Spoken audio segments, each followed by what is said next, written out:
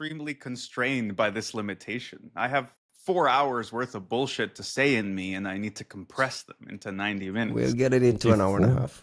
We'll get it into an hour and a half. Today is Friday, May 30th. It's 8:40 a.m. here on the West Coast. This is the Three Body Problem, episode 48. Congratulate yourself, guys. We're heading into 52 episodes, which will make us, I think, a full year of doing this Holy shit. shit. So, welcome Credit to the show. You, Ryan.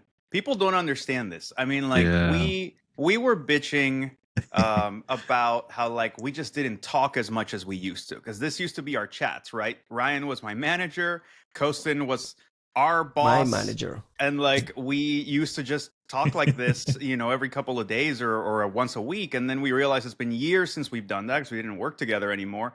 And Ryan's idea was to, like, kind of put us together and say, hey, like, let's just record this and, like, we'll see. Like, Ryan basically took on all the work of all the editing, all the, like, promoting, all the social media, all actually making it something productized. And, like, the idea that we're 48 weeks into this fucking experiment and, like, there's fans. Awesome. It's fucking great. But dude, credit to you. Like, we bitch and, like, we joke and we want to stay for 4 hours, and then we leave you with this, like, insane work of having to, like, edit it, put it together, upload it, and, like, all that. If we continue talking about me, we'll run out of time to talk about all this other stuff. You deserve some credit, motherfucker. Take it. Okay. Welcome to the show, Costin. How are you, buddy? I'm good. It's been raining in Romania for a week, and they say it's gonna keep raining until it stops. Okay, then it'll stop. Hard to be wrong. Yeah, I got a couple of news items I want to get to this week, and then we'll have a discussion around an academic paper on Western APT research and disclosures, a topic near and dear to our heart. But I want to start off, Costin, with our friends, our Dutch friends, and Laundry Bear. We got news out of the Dutch intelligence services disclosing a Russian hacking group that they're calling Laundry Bear. Supposedly hacked into organizations in the Netherlands, particularly the national police there. I know you're a man, you scroll all the way to the bottom of this report looking for IOCs immediately. What can you tell me about what this said? So there's two reports out about this. One of them is from jointly from IVT and MIVT, so military AIVD intelligence. and MIVD, which are the two military intelligence services in the Netherlands. The General Intelligence Security Service and the Military Intelligence and Security Service. So they do this joint AIVD doesn't fall under military, right? That's the... Yeah, that's civilian. The IC, and that MIVD is the military. Correct. Both cool. For sure, they're the Dutch. I mean, they're the greatest. We've spent a lot of time on this podcast raving about the quality of the Dutch and their capabilities. What do you make of this report? So that's what I said. There's two reports. One of the reports is from the Dutch that we hold like very high regard. The other one is from Microsoft that we hold in also very high regard. Medium regard. I was wondering where the regard was going to fall on that one. I don't know if they're good in your book. Are they good in your book? Are they good in Costin's book? Look. First of all, the Dutch. Looking at the Dutch report, one immediately notices that it's not in English; it's in Dutch. So you need to spend some time translating, which to me is strange. I mean, they should. You think they should release in English? I saw an English version. No, I saw an English version. You saw a generated English version. No. I saw it. I because we got an early copy at some point, and it was in English. Okay, but I don't think an English version is public officially from the Dutch. On defensia.nl, I probably destroyed the proper pronunciation, which would be sound like defensia, and there it is just in Dutch language. And if you ask me, I think would have been nice to be in English. I mean, if you look at ANSI that we hold even in higher regard, the French, they publish in English as well, most, if not all of their reports. So for something as important, I think would have been nice to have an English version. I think they do. It was posted on the AIVD website. Ah, okay. I will send it in here just to be fair to our just to be fair. Okay, so there is an English version. Yeah, let's remove that. It was hosted on the IVD. And I'm It cheating because like I had feels seen it or I had it, seen it sent somewhere before. So like if I just you knew it was out there. Like if you ask me, and I think, by the way, this actually plays into the bigger point that I wanted to make. Um, so that's one of the reports, right? And this report from the Dutch doesn't have any IOCs. Which to me again, it Oh, was, yeah, I know what that what it was yeah. strange, but at the same time, by the way, there are like at the same time other things happening. So Microsoft also publishes their report of what they actually called Volt Typhoon, and they N- put in parentheses they put Laundry Bear, no, which not Volt Typhoon. Void Void Blizzard. Void apologies, Blizzard. Void Void Blizzard, Blizzard. Void Blizzard. I'm Get sorry. your blizzards right. God Void damn. Blizzard in parentheses Laundry Bear, also known as Laundry Bear, right?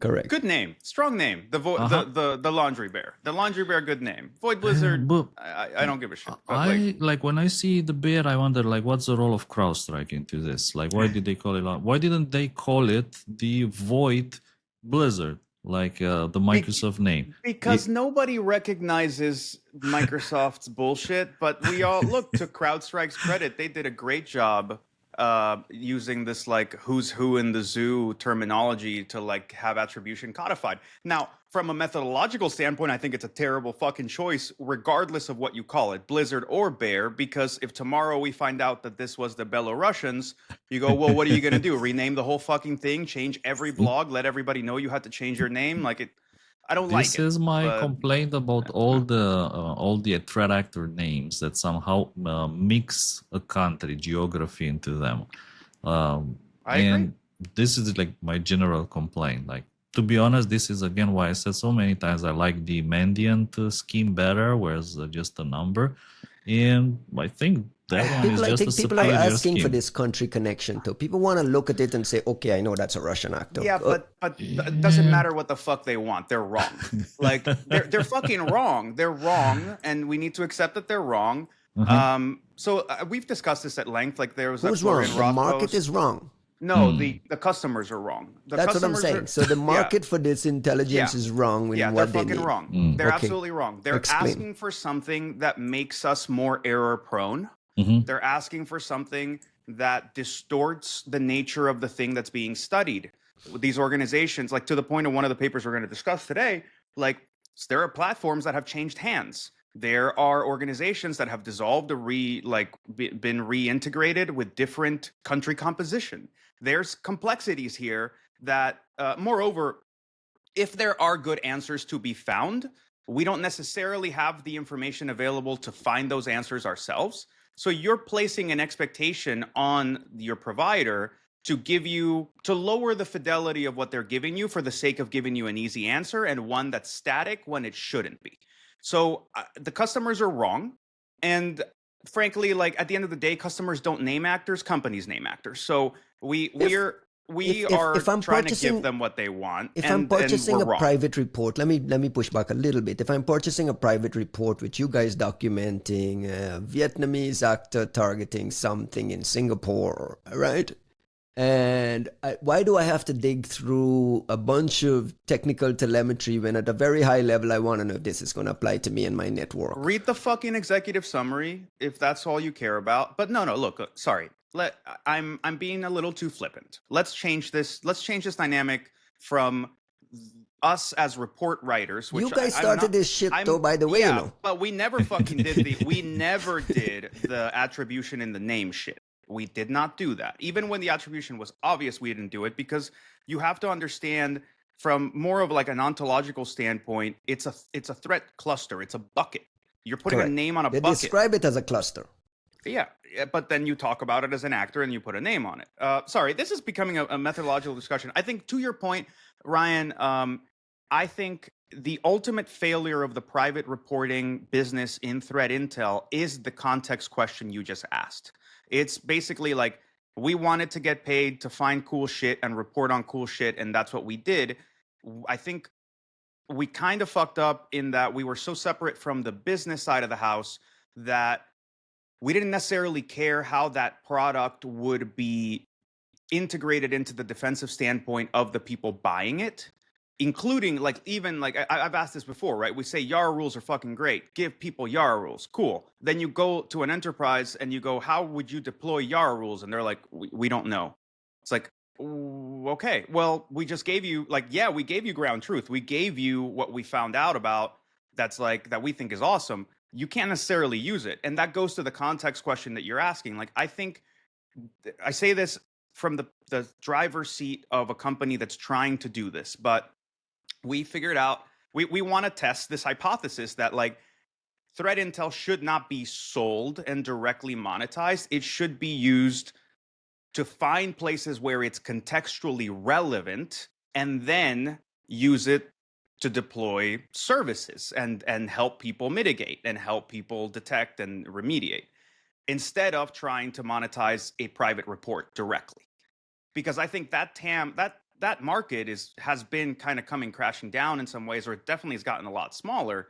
But I think it's because of what Ryan's describing of like, I'm giving you 40 reports a month and you go, how many of these are relevant to me? Why am I reading all this shit if none of it ever, like, it's cool to find out about all the cool stuff in cyberspace, but from the perspective of defenders, should I even spend time reading this if it has nothing to do with my environment? That's what you sold me to. That's what your threat intelligence salespeople. That is what your tip people sold me. I don't sell reports. I'm just anymore. talking about it as from a CISO perspective. Your threat intel salespeople come and say, "Hey, not only am I going to give you an early warning on all this stuff that's happening and give you all this telemetry to help you go figure it out, I'll provide the context and I'll layer everything on top of it, so right away you'll know if this is actionable or not." Like, that was the pitch. That was the threat intel pitch. Now you're saying, I'm wrong for wanting this. No. I'm terribly wrong for wanting this thing. You're wrong for wanting the wrong kind of fucking name.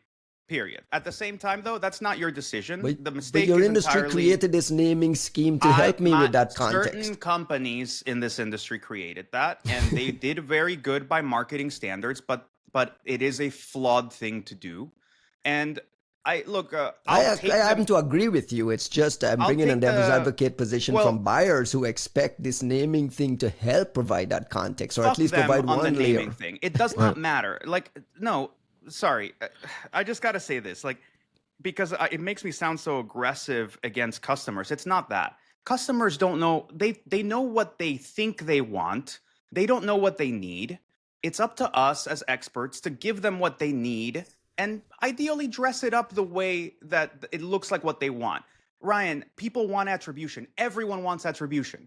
They can't do shit with attribution. They can't do you cannot do anything with attribution. At best, maybe it helps your threat modeling a little bit to say, well, we're a company that operates in Taiwan, and obviously China's going to care about that, so maybe Chinese threat actors should rank a bit higher. Why should we care about attribution then? Why should anybody care about attribution? Why do you guys spend so much time doing the attribution piece of the research? Because we're chroniclers of what's happening in the cyber quote-unquote domain, and there are the Dutch advisory here up on the screen. To this. These guys are not chroniclers. They're flagging this for a very specific purpose, and I'm getting to the purpose in a little bit. But these guys have said, like, there's a whole section here on the origins and the attribution, and they made a big fuss about that this is a Russian actor. That they name Laundry Bear. It's a new Russian actor. Microsoft calls it a cluster. These guys call it a threat actor. It's just so. And this was pretty much my point, that it feels that there is a lack. I mean, even if these guys cannot synchronize between themselves and just, call it one name, just one name. I mean, why do you need to invent Laundry Bear, which actually CrowdStrike may be calling the Lily Bear? Because guys, like, we're throwing out the baby. We're throwing the baby out with the bathwater here. I actually think that the Dutch have done something here that we seldom get from governments, but I think we should have been getting from governments for a long time, which is they brought us a net new threat actor. And Microsoft can jump on board and say, "Oh, we knew about it too." And it's like, cool, okay, maybe you probably knew about them first, maybe you knew about them later, but thank you, like. But it's cool that they did that. Broken. The reason it's broken because they don't say who found it first. Like, we found it first and told Microsoft, or Microsoft found it first and told the Dutch. And then, then you understand. And the other thing, by the way, it's also missing, in my opinion, it's also missing kind of from the story if you want.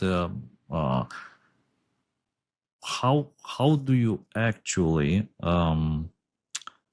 get different organizations to use different names for things which may or may not be the same, but then the FBI also uses the Dutch name, but other US government organizations use the Microsoft name. Okay.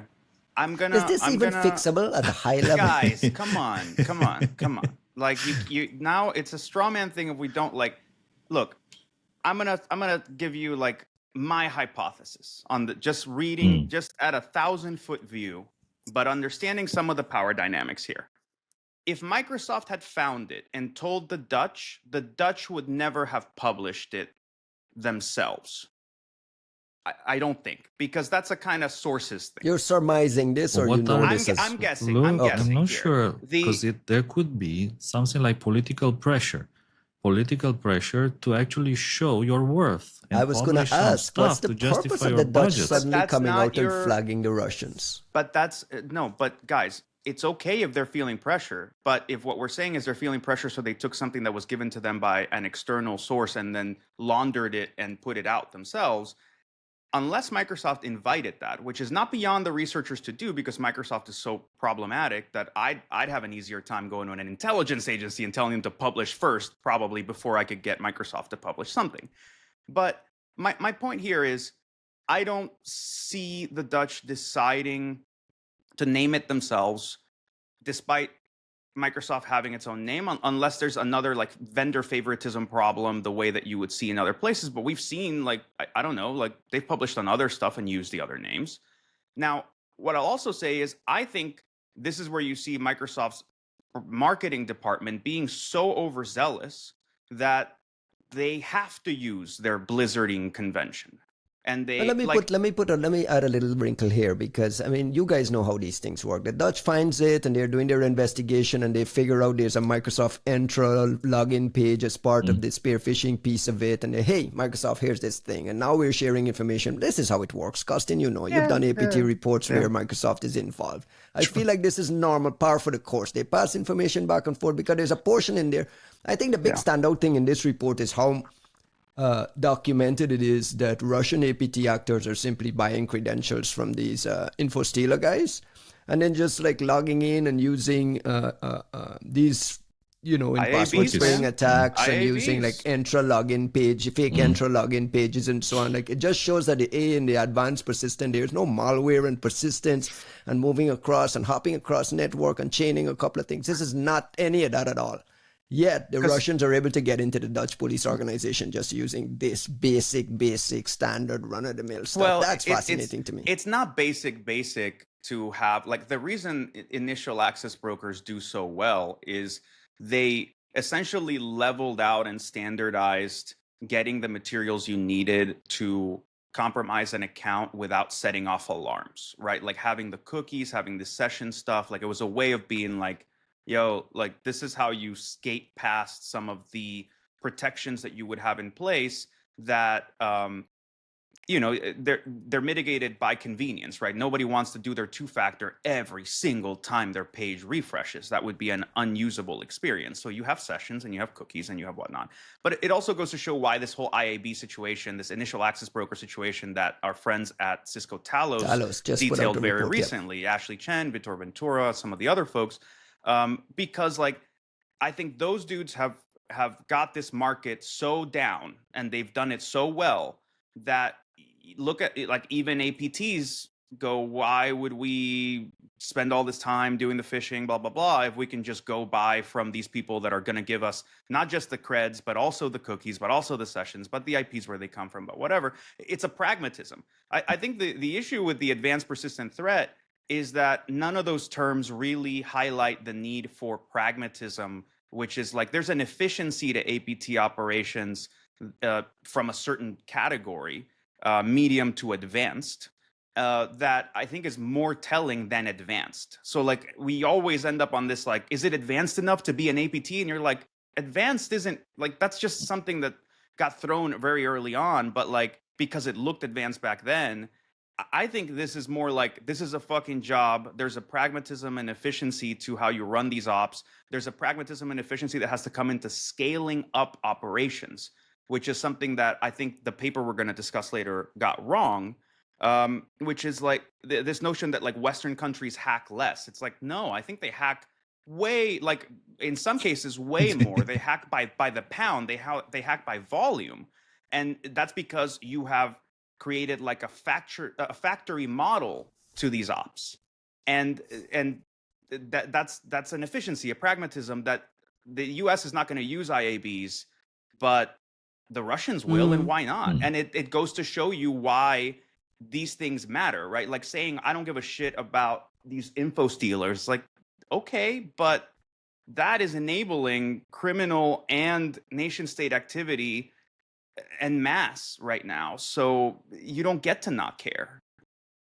Costin, I want to just go back quickly to before we got sidetracked. You were saying that the guys Dutch cut me gave when you no IOCs.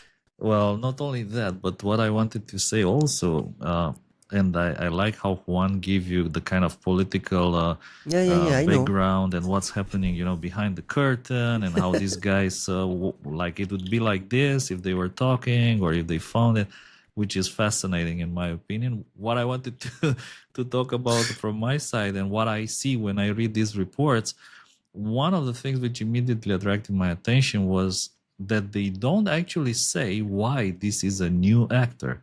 They say, yeah, we are tracking like a threat actor that we track. Why is this a new actor? Why is this say not new. They surfacing? make a new is in the headline. Can you prove that it's not connected to one of the can you prove the negative that it's not connected to some other actor? And I think they probably can, but they don't disclose that information. Wait a second. You think that's an important part of the report? They're deliberately omitting? I think, okay, when we wrote reports back in the days and we published, then journalists like Kim Zetter came and they destroyed us with the questions, which were like very thorough. And why is this a new thing? How did you discover it? Exactly how did you find this? What does it do? Who are the victims? Who, not organizations? What's their name? How do you know these are the victims? Did you sinkhole any command and control service? How many other things they're using? How big is this group? Is it like 5 people, 1 guy, 2 guys, 15, 100, 1,000, 5,000, like the North Korean? How many? So all these points, I think they're missing from the modern reports, and people are kind of becoming accustomed not to ask the tough questions and just accept it, like, yeah, it's just a new report about some new actor. But why is it a new actor? And I think is giving you stink face. Missing. It's missing from here. The fact that it's missing, I don't think it necessarily means that reports are sloppy, but the fact that they probably know, and they probably know the name of the guy who is behind this laundromat company doing the hacking for the Russians. But they just chose not to disclose it at this particular time. So when I look through the reports, so you're saying it's a deliberate omission. They're saying it's new, but they're not documenting why it's new. Yeah, that's what I'm asking. Why is this a new actor? How can you prove? And again, I'm asking the hard questions because I want the answers. I want people to question the reports and demand for more clear information, to demand for hashes from IVed and MIVed, to demand for domains, IOCs. And even, I mean, with the Microsoft report, there is a hash in there and 2 domains. The hash, the sample, the particular sample is not even on VirusTotal, so I added it to monitoring. So this story, it feels to me that it's kind of incomplete. If I was like giving a grade to the story between, I don't know, 1 and 8, this is like a 3, because there's too many details missing. Why is this a new actor? Why is that report just in Dutch on that website, but in English on the other's website? Why are you calling it different names? Is this the same as what CrowdStrike is calling Laundry Bear, or actually CrowdStrike calls it the Lily Bear? Does CrowdStrike have a Laundry Bear? Why? Maybe CrowdStrike calls it the Void Bear. I don't know. Look, that's why it's a 3 of 8 on my scale. let's tackle this on a couple of different ways. And it's not that I meaningfully disagree with you, Costin, at all, but I want to inject um, some of the real politic of this, and more importantly, some of the important positioning here. I think we are throwing out the baby out with the bathwater in not being excited that an intelligence agency is providing us with a view of a net new threat actor. But And they're I say not. that, I disagree with you. Microsoft is providing us. The but intelligence agency is providing nothing. I No understand that IOCs, I no understand IANA that you're saying rules. that because of the IOCs, and I agree.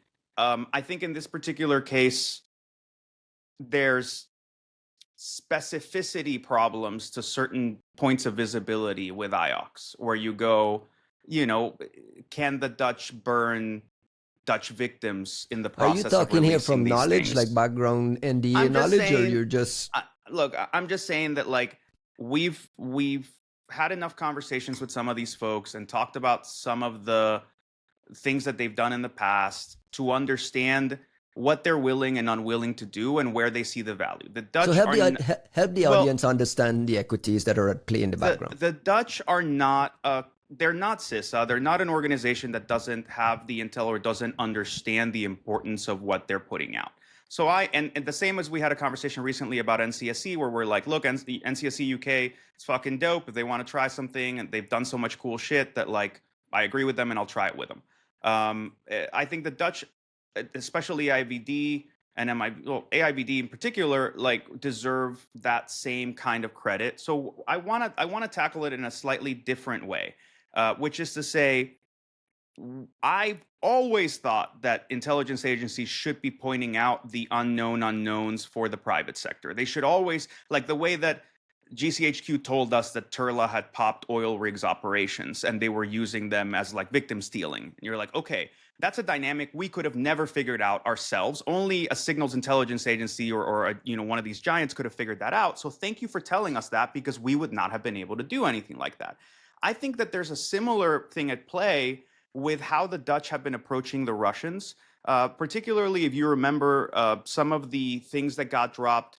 There were some private conferences, and there were there was reporting in Wired that a NATO organization, a NATO IC intelligence agency had like decided to drop some things about how Russian operations were working in the conflict with Ukraine. And they gave us this knowledge about like Serebryakov and like some of these other folks, where you're like, okay, now we know who works there. We know how they're organized. We know how they've changed some of the structure of things inside of the aquarium. Like those are things that I really want to highlight, because the whole point is that's where the intelligence community has access to something important that the private sector does not.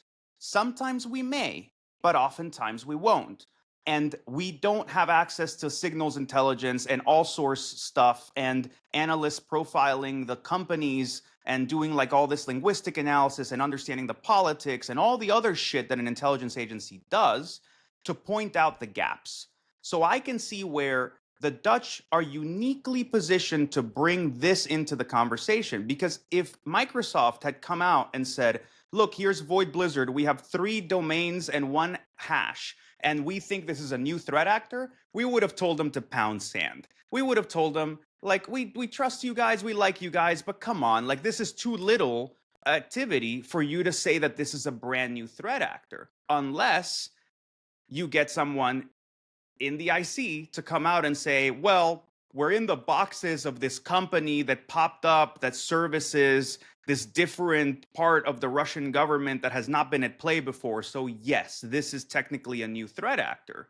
There's no way we could have done, I think, that differentiation of Void Blizzard from saying like, oh, is this just another contractor for APT 29 like we've always seen? Why are you saying that it's just another unk that you should be fitting under the larger structure of this shit? I think the Dutch are giving us a leg up here.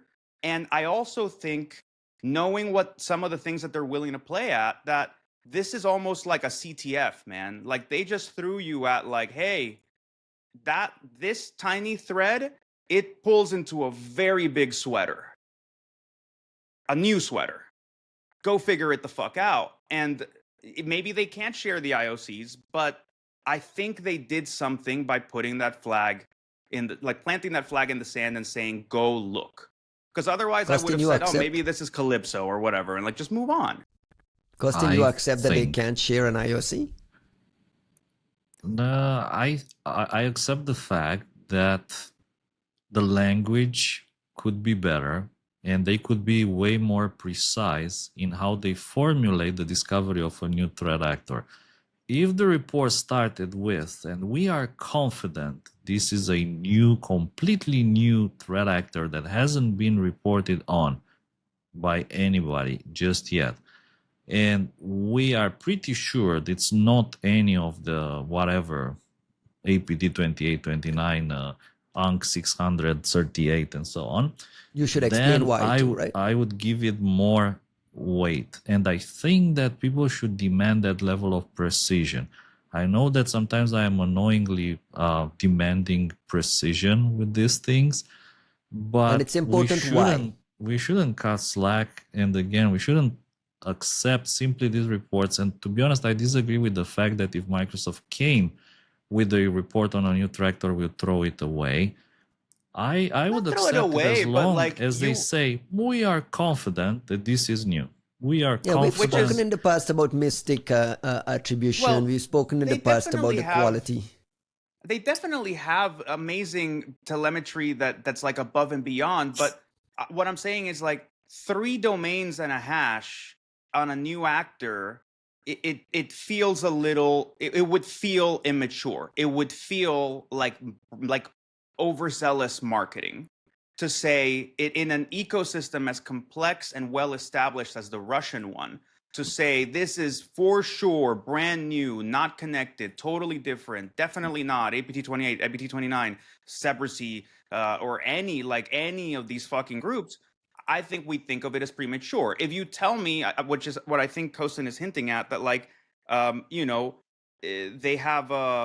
they just have this amazing telemetry. They've been tracking the absolute fuck out of these guys, and they're just as certain as the Dutch would be that this is a different threat actor. But they can only release 3 domains and a hash because everything else is tied up in like potentially burning customers.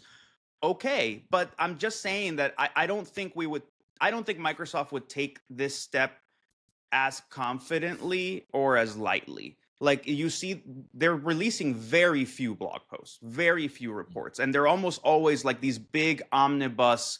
Here's we just did a fuck ton of stuff over 9 months about this one actor, and like here's a blog post just so the rest of you can catch up. So this is very different than what I would expect from them. Costin, how would you rate the Microsoft report on its own? Absent the AIVD, MIVD connection. Microsoft just put out this report on its own. How would you respond to just this?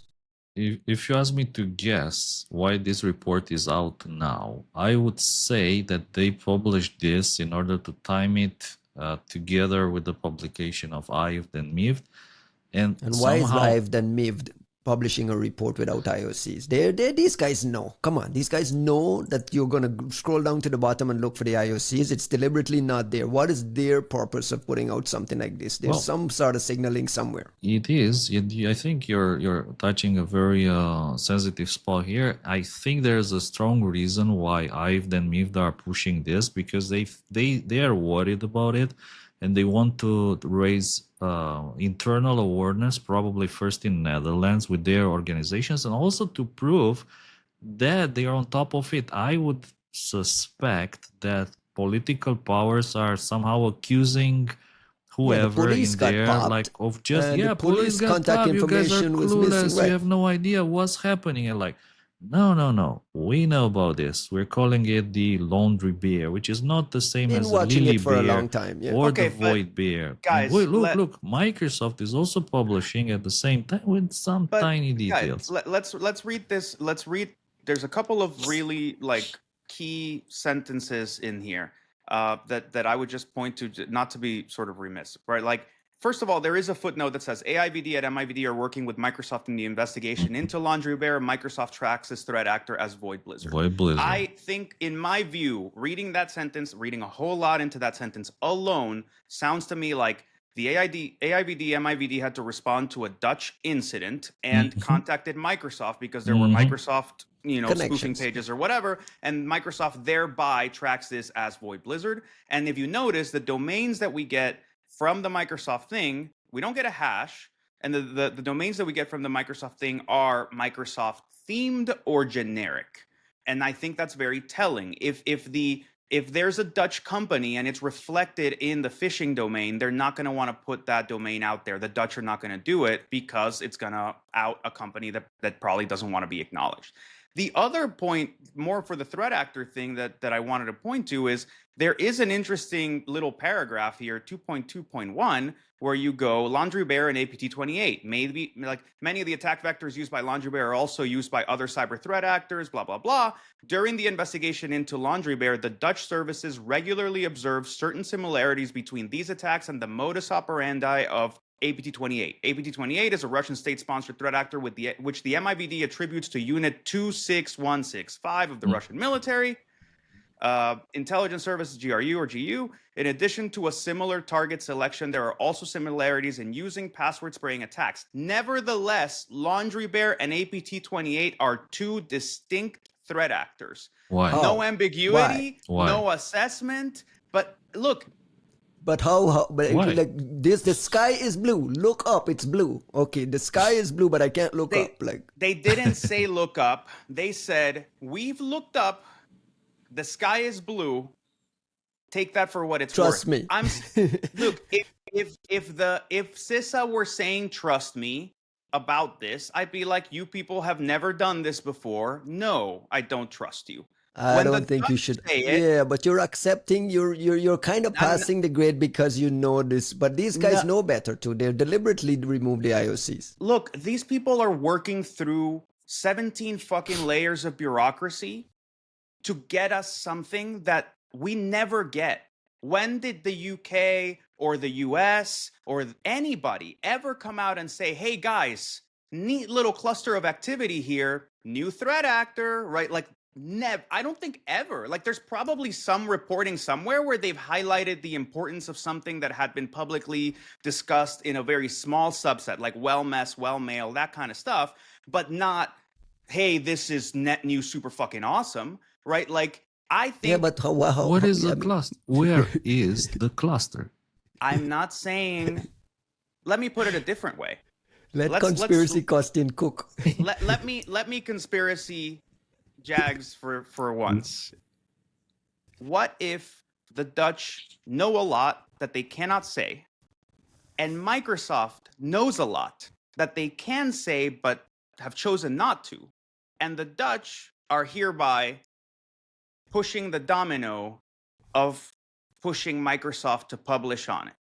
Because that's one way that if I were in a totally hamstrung intelligence community trying to signal that something is important, but I can't by law, by a bunch of other bullshit, and there's a private sector company sitting right there that has this intel and could push it, but it's not in their strategic planning. It's not important to them right now. They don't understand why it's important. They chose not to. They didn't want to. Whatever the fuck it is. This is how you set the ball rolling. Now, my team will definitely go look at what that infrastructure is and say, where the fuck, what is it? What else can we find? Blah, blah, what's in our telemetry? Costin, for sure, is going to go hunting on this shit. And maybe he won't find anything. But the point is, they kicked off this Rube Goldberg machine of threat intel. And they seldom, I don't think we see intelligence agencies normally doing this. So my interest is piqued, even if I'm not getting the stuff that I want in order to do the job very effectively. Who kicked the ball? I think the Dutch kicked it. Why? I think the Dutch must have had an incident in the Netherlands, like the police and so on, and then they had to contact Microsoft. Like that's their way of saying, hey, something happened here. We could use some attention. Are you suggesting maybe Microsoft didn't know already since April 2024 about it, and they were about to publish something anyways? Or maybe they already published something to their private customers and they've been working with the FBI for some time. I mean, if any customers have figured out how to buy Microsoft reports, I would be pretty fucking surprised. I I don't know. Similarly, I look at this blog post and I don't think Microsoft can really rush anything out the door. But I mean, how much threat intel is in this blog post? There's like It's more than it's paragraphs. There's more than in the Dutch services one. Okay, but for the argument of Microsoft was already coming and the Dutch rushed to catch up, this is not what you would normally expect from a Microsoft This is all coordinated. blog post. There is no rush to catch up. This is all like guys, super but like, coordinated. No. This is really clear cut. This is not a Microsoft blog post for a new threat actor. Most of it, 90% of it, are like hardening activities. Like, this is how you mitigate, and here's This some. is how all their some blog rules. posts look like, though. No, Which is what we want in them too. We want hardening No, guidance. We want I- mitigation guidance. Not when it's all product specific. Microsoft Defender XDR detections, blah blah blah. Microsoft Yeah. Defender But Forensic, Microsoft blah is blah blah. writing it Like, for their customers. But Like, that's who not do a you think threat they're not intel. writing it That's for you? not a threat intel blog. So like, you don't tell me that they were planning to do this themselves, and the Dutch kinda rode shotgun. I don't think that fucking happened here. The Dutch came at it because they needed to. They let Microsoft know. Microsoft tracked along, and they came and dropped a fucking blog post with 4 domains and 1 hash That's and like 4 17 domains paragraphs. more than the Dutch PDF. I think that we're doing the Dutch a disservice, standing them every single fucking episode of this entire 48. We gotta call them out. We gotta call them out when and it's then bullshit. when we Come get on. here, we're like, they have no political capital with us. We don't give a fuck. Where the fuck are they? Like, I understand. We expect better. I want We them. expect better from better. the premium Absolutely. tier people. That's all. When I understand. That's why they're there, like at the very, very top. But you guys also get pissy whenever I go all authoritarian and say that these people should just do whatever the fuck they want and and flout the law. These organizations have to deal with a shit ton of law bureaucracy. Is it even legal for them? We're talking about the Dutch. The Dutch, who we've celebrated for not having these shackles. For not having excessive shackles when it comes to popping shit, which is probably what happened here. You know, if they're that confident saying that this is a new threat actor, it's because they're in their fucking boxes. We found out about the DNC shit from the Dutch, watching them from the cameras, literally saying, we watch them do this. This is This true. is not some rando org. When they say this shit, I don't think they're just pulling smoke out of their ass. They're telling us something we did not know, and I appreciate that, even though I agree that I wish they would give us more. So the Dutch were watching the laundromat hack into the Dutch police, and like this probably set up some kind of political mishappenings. I'm just saying, I think there's a very likely story here. And I think the interesting part is they could have dropped an incident like the Czech government saying, oh, we got popped by APT 31, shame on you. And instead they went, yeah, cool. There was an incident in the Netherlands. Yeah. But mind you, it's a new threat actor and you guys should go pay attention to it. That, I think, is a more meaningful thing than some political statement saying, I wish the Chinese wouldn't hack us. Like, okay, good luck with that. Like, thanks. All right, let's move on. We can agree to appreciate the fact that some information was released, that there are two domains and a hash, which is better than nothing. Again, it's better. There's two names out there, like 2 new names, correct?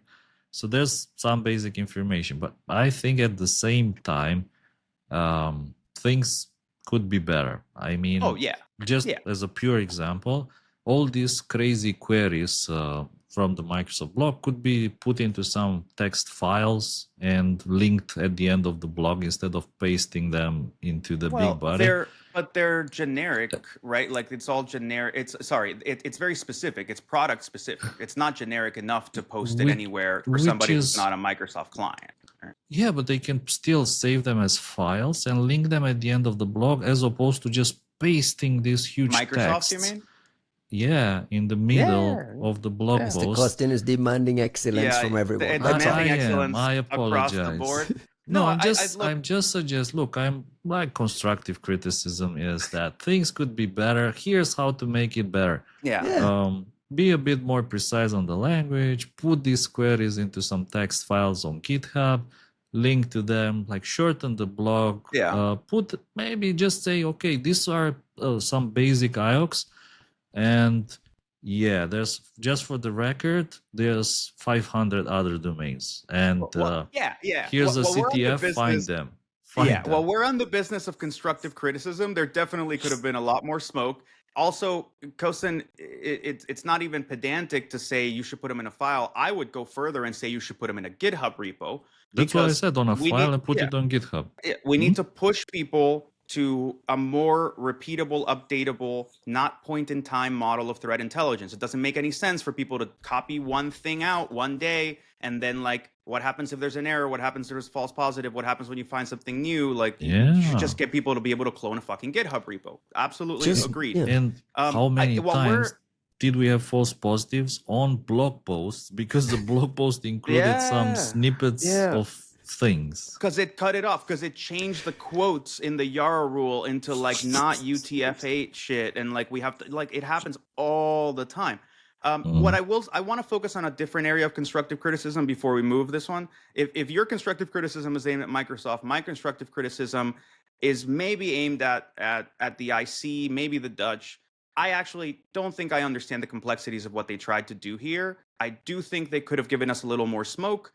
I think if this is a CTF and you want some help, it's okay that you can't publish it, but you have relationships with the private sector. You can quietly share the TLP Amber version that says these are the domains in the Netherlands. Please shut the fuck up about them, but go find something.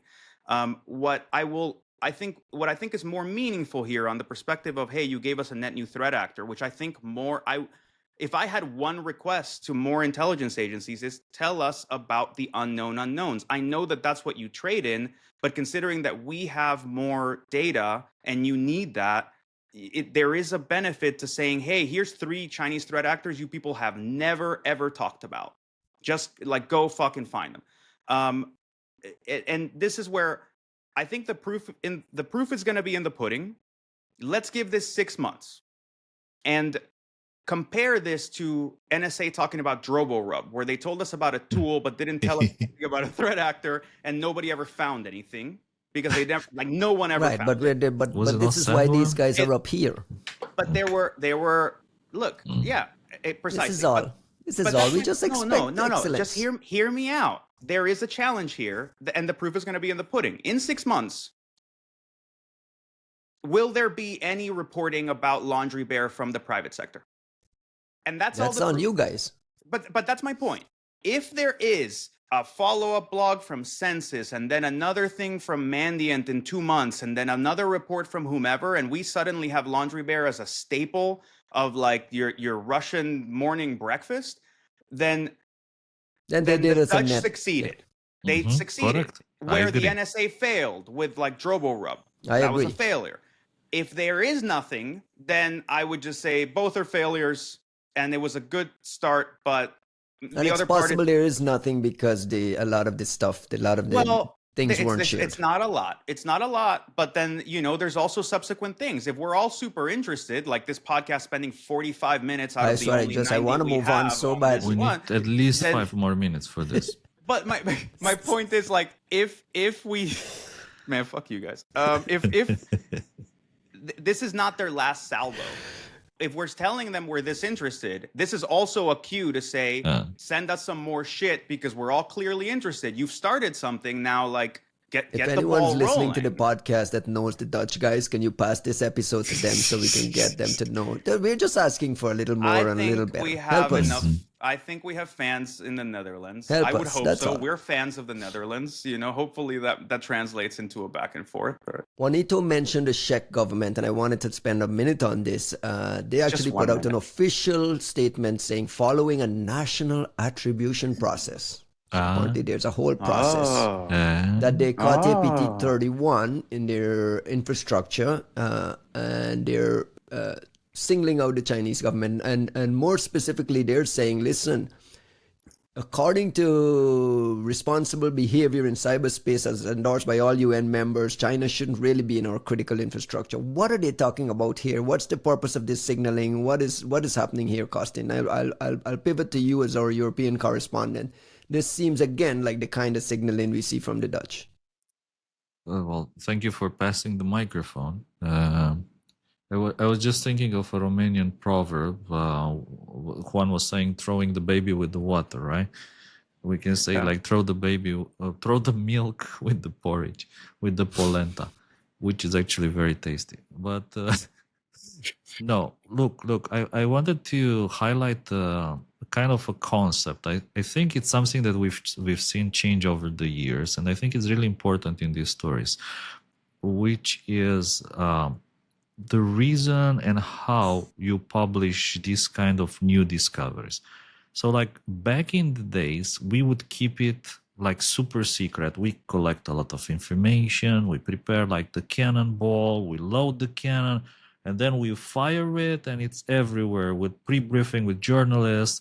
And what happens is that in all the other companies, there's a huge pressure. The journalists come and they always ask, what do you know about the void blizzard? What do you know about the laundry bear? And everyone there is like, laundry what? Or like void what? Blizzard? Who? And yeah, like, look, these guys put out this blog. And then everybody hates you. Like that's the feeling, because they were totally kind of surprised. That's like one let's say philosophy of doing this big announcement. The other one is you reach out in advance, you share, say, what do you guys know about this? Oh yeah, we call it like the lily bear. It's the same as our laundry bear, but it's like a different. Okay, let's Do you have synchronize. an example of one of this and how that works? Of course, I have many examples. But you feel the difference. You do it like that, you coordinate, and then on day X you publish some information. It's not everything. Like your private customers got it in advance, like for 2 weeks. You publish it, and like essentially what you're building there is a momentum against that actor that you are targeting. And everyone in the industry has already been analyzing for 2 weeks, and they start dropping all the stories. And I think everyone benefits from that. And these two philosophies is, I think, what we are seeing here. And this has been evolving over the last 10 years in one direction or the other. I'm not saying that it's necessarily like a direct trend. Sometimes it goes into and it comes back. So like people are first they're working alone, then they're working together, then they're like, fuck you. And they're like, nah, fuck you. And we're going to publish it separately. And there's not going to be any kind of synchronization. The drama, right? So right. What I think we are going at the moment through a cycle in which our own like kind of personal PR is more important than working together. We need to justify our budgets. We need to make it look like we know what's going on, like we are the best, and we don't care about anybody else. And that Who is this directed at? Is this at the Czech? It's more important. No, in general. I'm just like talking in general. If you bring back the Czech document about APT 31, what I consider the first kind of a release is when it starts with our organization working together with those guys and working together with those guys and those guys and those guys and those guys. Yeah. Today we are publishing about these evil people. Yeah, which is a bit different from like, hey, by the way, we think this is kind of new, but this is our name. Like, yeah. So if you ask me about this APT, again, APT 31, they've been around for a decade, perhaps, if I'm not mistaken. Hacking routers back in the days and constantly evolving, leveraging plugx versions, variants of plugx, all sorts of activity, which makes them in a way interesting. And to me, what makes these guys interesting is their focus on Europe. So out of the big pile of Chinese groups, there haven't been a lot of them who actually cared about Europe. So yeah, sure, APT 2715, right? And APT 31 is the groups that care a lot about Europe. What I wanted to say in these stories, what I hope from this story, from the other one with the laundry bear, is they don't turn into another salt typhoon disaster, which in my opinion was like the worst story of the last year. And it's the same question that Juan was saying, like in 6 months, yeah, how many salt typhoon reports do we have now, like 6 months after the first mentioning of this thingy? Like, okay, maybe Trend has a number of reports, but they're like very, very special in that sense. And everyone else is just rehashing information with very little IOCs. Can we pivot to the thing Juan has been teasing for a bit is this new academic report discussing the rise of what they call responsible behavior. And basically it's an academic paper tracking Western security companies exposing or releasing, publishing reports on Western threats. So imagine it starts documenting cases where Symantec in the past was very public about its discoveries around Stuxnet. Like they were leading the way in pushing out research papers, and slowly over time it has kind of disappeared. And the big argument in this paper is it's giving us a skewed view of the landscape. We're hearing about non-stop Russia and China. On this podcast, we talk only about Russia, China, North Korea, Iranian these threat actors, but we never hear about Western actors. So the argument is, on this podcast, we talk about this shit more than anybody else does.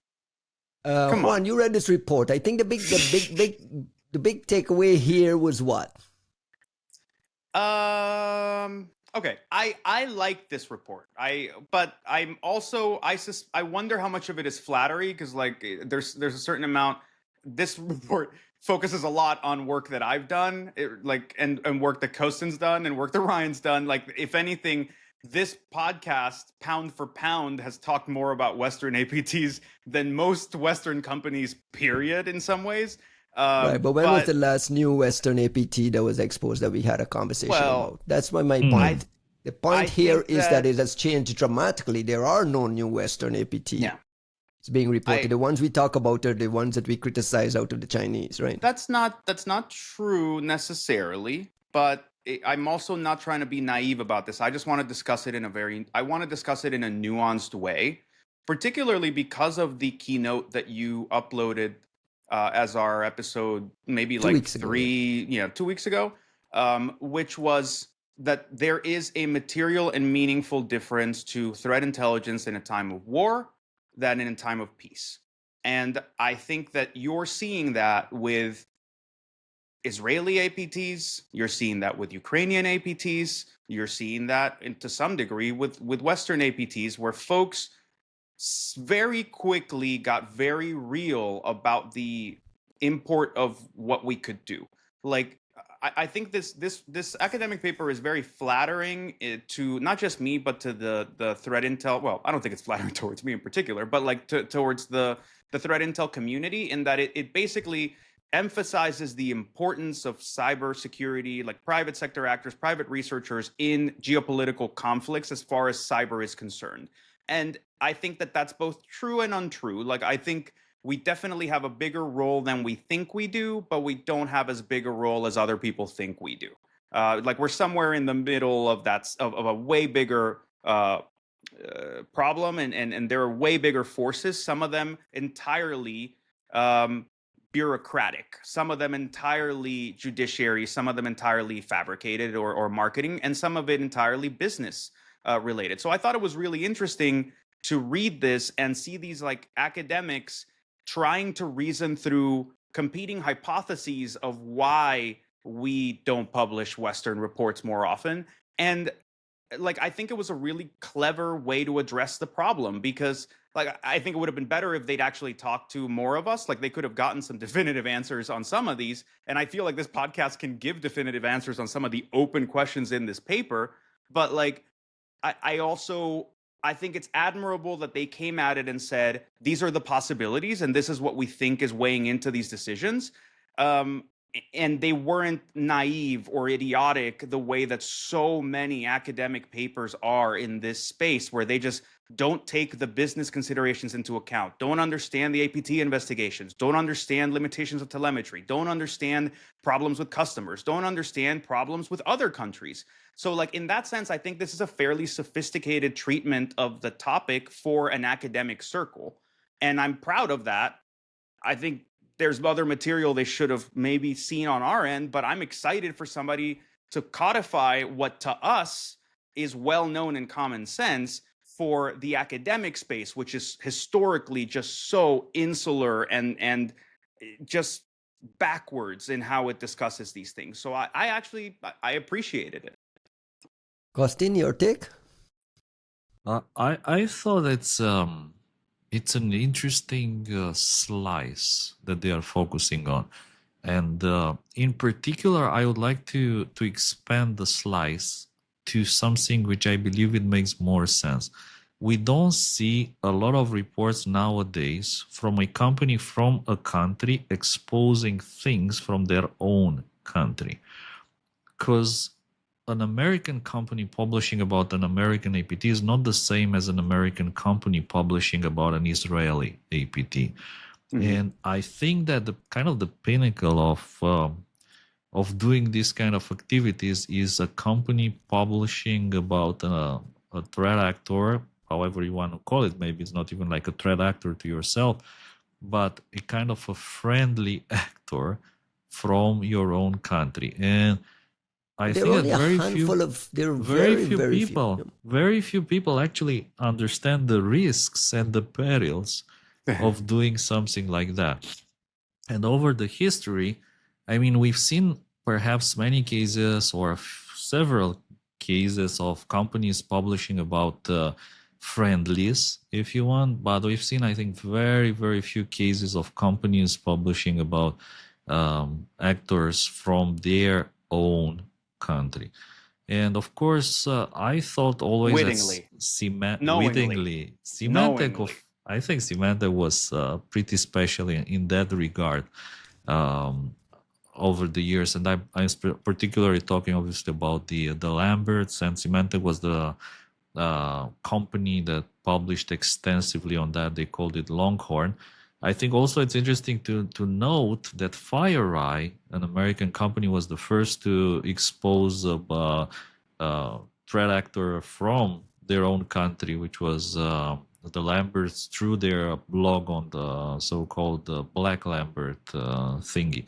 And then But was that witting or not? Because that's why I said wittingly. Because they published one piece and then never fucking touched it again. Can you imagine that they wouldn't know? Like they would publish this without knowing what it is? Because people thought it was a new Dooku at first, right? Like because of the targeting. It's true. And that's my point about attribution before, right? You go, you call it fucking laundry Israeli, and then you go, oh fuck, it's not them, it's the CIA. You go, oh, what this are we entire gonna do, paper right? is based on that, though. The entire paper is based on the attribution piece. It knowing a vendor potentially knowing, and they went through cases where Mandian talked about, listen, friendlies. They quoted John Hultquist as saying, listen, I see hundreds of these things in there.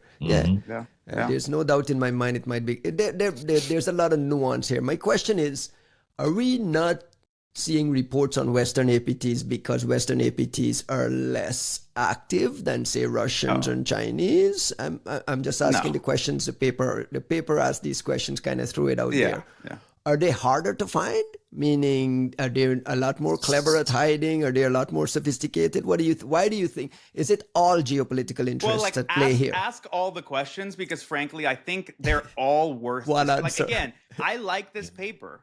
I think it was really smart in the way that it treated the subject. And it, like, in the sense that instead of saying we from the academic sector have come down the mountain and we looked at this for 5 seconds and we think the reason this is happening is this, instead they said, look, it could be this, it could be that, it could be that and the other. And I think that they're all kind of valid points, and not all of them are open questions. Some of them we have the answers to right off the fucking bat. So like it is actually like net discussion worthy. Like, yes, we should ask these questions. So Ryan, do you want to like go, like we could go, let's go through them like full on. Let me find the section of the report. I'm on a PDF. I like the fact they quote you, Ryan, and I think that particular reference to you, I think it's very, very interesting because it Oh, it talks was the Google. about the Google report. And remember what happened to Google when they pushed something out, and now you understand why Google is not that willing anymore to publish anything, considering how much flame and fire and shit they got for publishing a blog with no IOCs. We started Like this podcast nothing. talking about that. You remember the paper from? Yeah. Yes. Yeah, you see me raising the Coppola. ball to Juan, like But yeah, I waiting see for you. Juan I to, see to, you. to bite. But no, come on, man. Like, look, so there are, I want to focus on the APT stuff because when these guys get into the discussion of exploits, I think it takes us into a well-trodden area. We have discussed it plenty. We have discussed that Google incident in particular, but I think it's interesting. This is one of those things where like you see history being kind of like reinterpreted and you go, oof, okay, let's pull back. Because they're talking about Google doing the Gossip Girl report, which is something Silas and I did. Well, it was Chronicle, right? So they connected to Chronicle, right? Right, and that's the problem with, Google, with Alphabet basically being like that Goya painting of Saturn eating its children, right? Like it creates Chronicle and then it fucking destroys it and sucks it into Google, and now nobody can tell the difference. But I want to point it out because it essentially tries to juxtapose this situation as like a trend in what Google does, and that's not the right way to look at it at all. Like, they're describing this age of innocence time, right? Like that period of time in the age of innocence. They nailed that, I think. Yeah. I used to call it the embarrassment of riches period, right? Because you go from like 0 APT, and we've never seen what cyber espionage looks like in practicality as a nation state activity, to holy shit, we're swimming in examples of really hardcore things. And it's like it's like an 18-month period, a 2-year period where you go from 0 to Stuxnet, Flame, Dooku, Gauss, like all these different things. So now we get nothing, by the way. No, that's not true. We still get things. We just don't. The cadence has changed, the volume, the quality has changed, but not just because people are not as good, but rather there's a lower bar to publishing things, and a lot of the net new things have been discovered. Like we set the foundations of what the concepts are. We said this is what threat actors look like. This is what platforms look like. When is the last new report you saw of a Western vendor discussing a Western actor? No. Look, that's tough. I mean, Sentinel-1 does it from time to time. 5 years ago? Motherfuckers, I still do this shit. Well, not anymore, but I... No, in all seriousness, it's been years and years since we've gotten a new... I'm publishing... We're like... me and a let me ask the question this are way. going to be publishing Sentinel-1 in the next, like... If we get accepted to DEF CON, we'll publish it in August. I've never gotten Sentinel-1 reporting on an Israeli threat counters Western on Western. Well, on an Israeli actor. I've done Israeli ones casually, bro. Like you can do both. I dropped Meteor Express in Tel Aviv. Yeah, but is that Western on Western? Well, do you count the Israelis as Western? I think we do. I think we should, because even though you can get into all kinds of like normal international relations nuance of like, why would you call them that?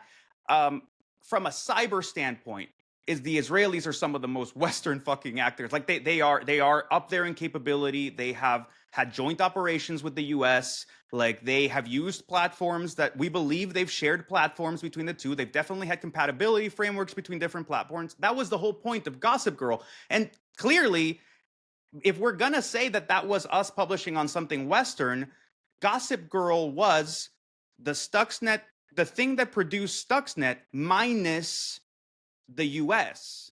So Gossip Girl is very much meant to be an Israeli construct. And by using the name the Canadians had for that Israeli construct. So just to point out, like these guys from Tel Aviv, I would assume know that we're talking about an Israeli threat actor. So they're talking about Israel as a Western cyber power. And I honestly don't want to argue with them. The same way that I think that they're part of like the staple pantry of cyber, like Western cyber. And like I'll treat it that way. Sentinel-1 is also an American company, as far as I know. They're Well, it's a headquartered here publicly in the traded US. global company headquartered in the U.S. Yes, absolutely. Let's is. can, But can we we have a lot of Israeli talent, dude. Fuck. can Yeah. we briefly go through the questions asked in the paper? So they kind of established that we had a golden age, this golden age of innocence, when we used to get some Western companies reporting on Western threats. It's slowly over the years, and they quoted folks as explaining this concept of friendlies and not wanting to disrupt. And then it described, like Costin always talks about, there are levels to APT reporting. There's disruption, there's outing, there's blocking, there's turning a blind eye, there's, releasing a report like Google did, but not all the details. So there's levels to it. But I want to address the question. So after establishing all of that, they're asking now, why is this the case? First of all, Juanito, you wanted to tee this up. The first question, Western powers do not conduct as many cyber operations as their rivals. Is this a fair hypothesis? They're saying No. less likely. So No. they're establishing No, its I least think they're likely wrong. explanation. This is completely wrong. And I say that not in some objective quantifiable sense of like there are the way the Chinese want us to believe that like the US hacks more than China ever would, right? Like that makes no fucking sense. Just pound for pound, like the amount of the amount of diversity of threat actors coming out of China and the amount of activities they're willing to engage in a lawless way means that they're going to be more prolific. But you stack one Chinese APT next to one American APT, and the volume of operations, especially when you're talking about like NSA, is staggering by comparison, because you have one giant factory model of what a signals intelligence agency needs to be able to collect and hack at a global scale. And what's impressive, the reason they're truly top tier, truly 1%, is you have mechanized cyber power that is deployed in an automated fashion. It's foolproof. It's literally designed for idiots to be able to click the buttons and just deploy the thing. The collection all comes in a way that's like formatted so that these different global systems can share in intelligence. It has codified the level of classification into how things get shifted and what gets shared with the UK, what gets shared with Five Eyes. They have different platforms like Regan and Equation Group are designed to be interoperable. Like there is a entirely different way of like, this is built for scale. And so we're just as active. I think Thankfully. I think in some ways we're less active and in some ways we're more active. But I think that the notion that they're not out there to be found, which is kind of what I see the implication of that, like, well, there's way less Western operations. I'm like, I don't think that's the issue here. Like, I don't think we may have less opportunities to catch them, but it's not that most companies just never would ever run into them. So it's absolutely just not an option for them to even debate this. Most companies have had to debate this on some level, period. Costin, let me point the other open question to you. It's becoming difficult to find Western things because OPSEC is better. They do stealth and evasion, and they're just amazing. It's very, very difficult to find them. Is that a reasonable answer for why we haven't seen anything public? I think it's a section of the answer. I would think of it more of like a matrix, or maybe like a better, like from physics analogy would be a tensor. Yeah, in the sense that there is desire and there is capability. From Western companies to Western actors, the desire is very small and the capability is also very small at the same time. And because of that, you don't see a lot of investments into developing, let's say, better capabilities of detecting such activity.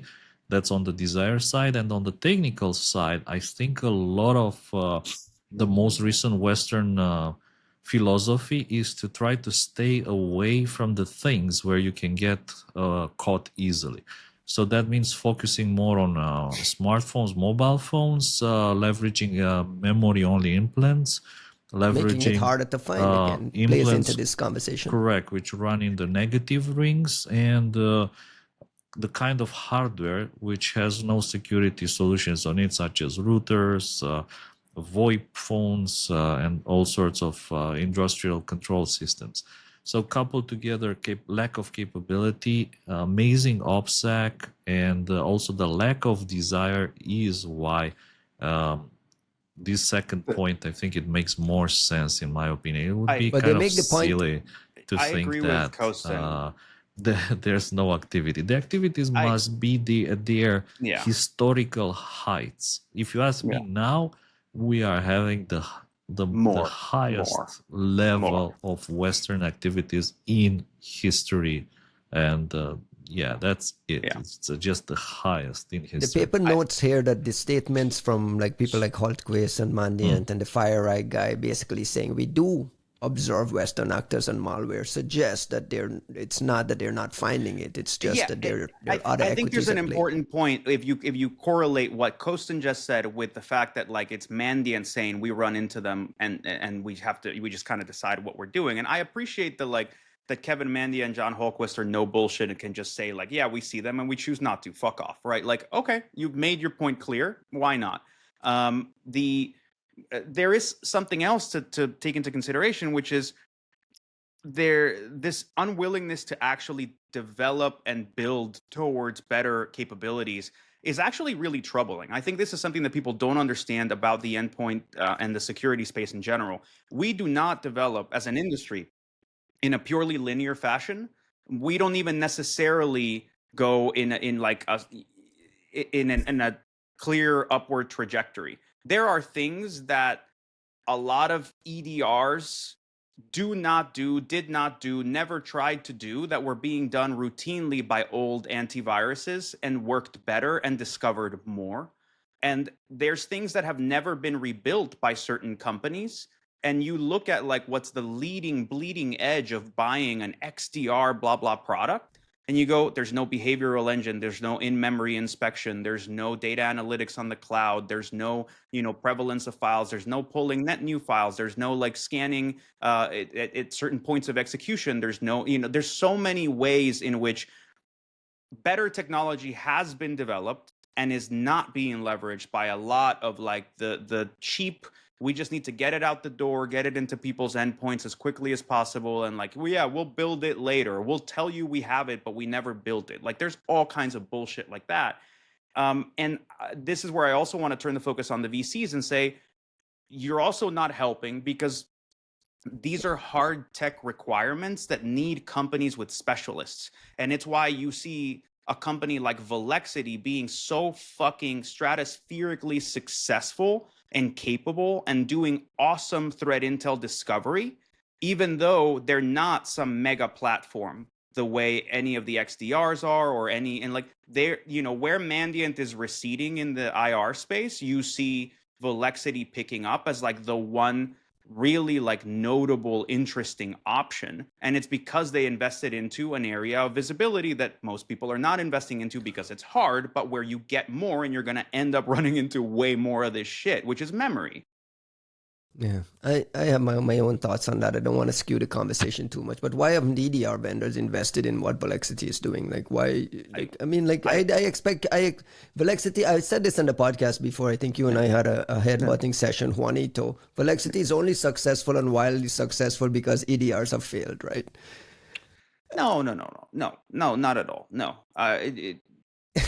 Valexity, I don't want to sidetrack the conversation. No, but no, it's just two different areas.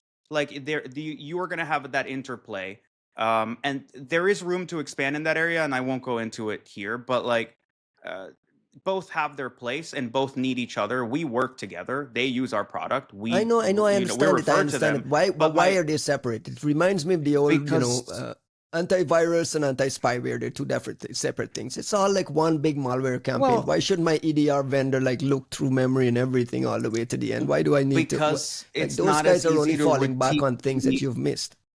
It's not as easy to routinely do so. Microsoft doesn't make it easy. You need to do a lot of work for like memory capture. And if Microsoft doesn't make it easy, Apple makes it fucking impossible. So like there's a lot of complexities to playing in memory, but more than anything, an EDR runs all the time and it cannot create system instability at random. You can accept during an incident response that somebody's going to come and like fuck with your systems to collect memory because something important happened. You can't just show up to business at 11 o'clock in the morning. Our computers suddenly all went jittery and shit crashed and like So it's whatever hard. because yeah, and I mean it's not a simple problem, but I think that the true problem there reflects like the economics of like investment in existing security platforms. Most big companies that have an existing product are being pushed and squeezed to do recurring revenue numbers, which means keep your cogs low, keep your investment low, try to sell as much as possible with the greatest possible margin, and that does not incentivize investing into building complex net new things that require important low-level engineering, maintenance, high, a cloud infrastructure that can manage this, a quick, repeatable, scalable infrastructure for detection. Then what do you do with those alerts? Then how do you contact customers? And can you have a services upsell that can take that volume and still have margins? Like it's a very complex economic problem, and the realities of like the market right now are not incentivizing better protection. They're just not. I want to close the loop on the report because I want to go back and kind of capture the essence of the thing. Is that so these guys did a set of about 48 public reports between 2010 and 2022, and as we've all established on this podcast and in the paper, that there's definitely been this steep, steady drop in both the number and technical depth of disclosures on Western threat actors from Western.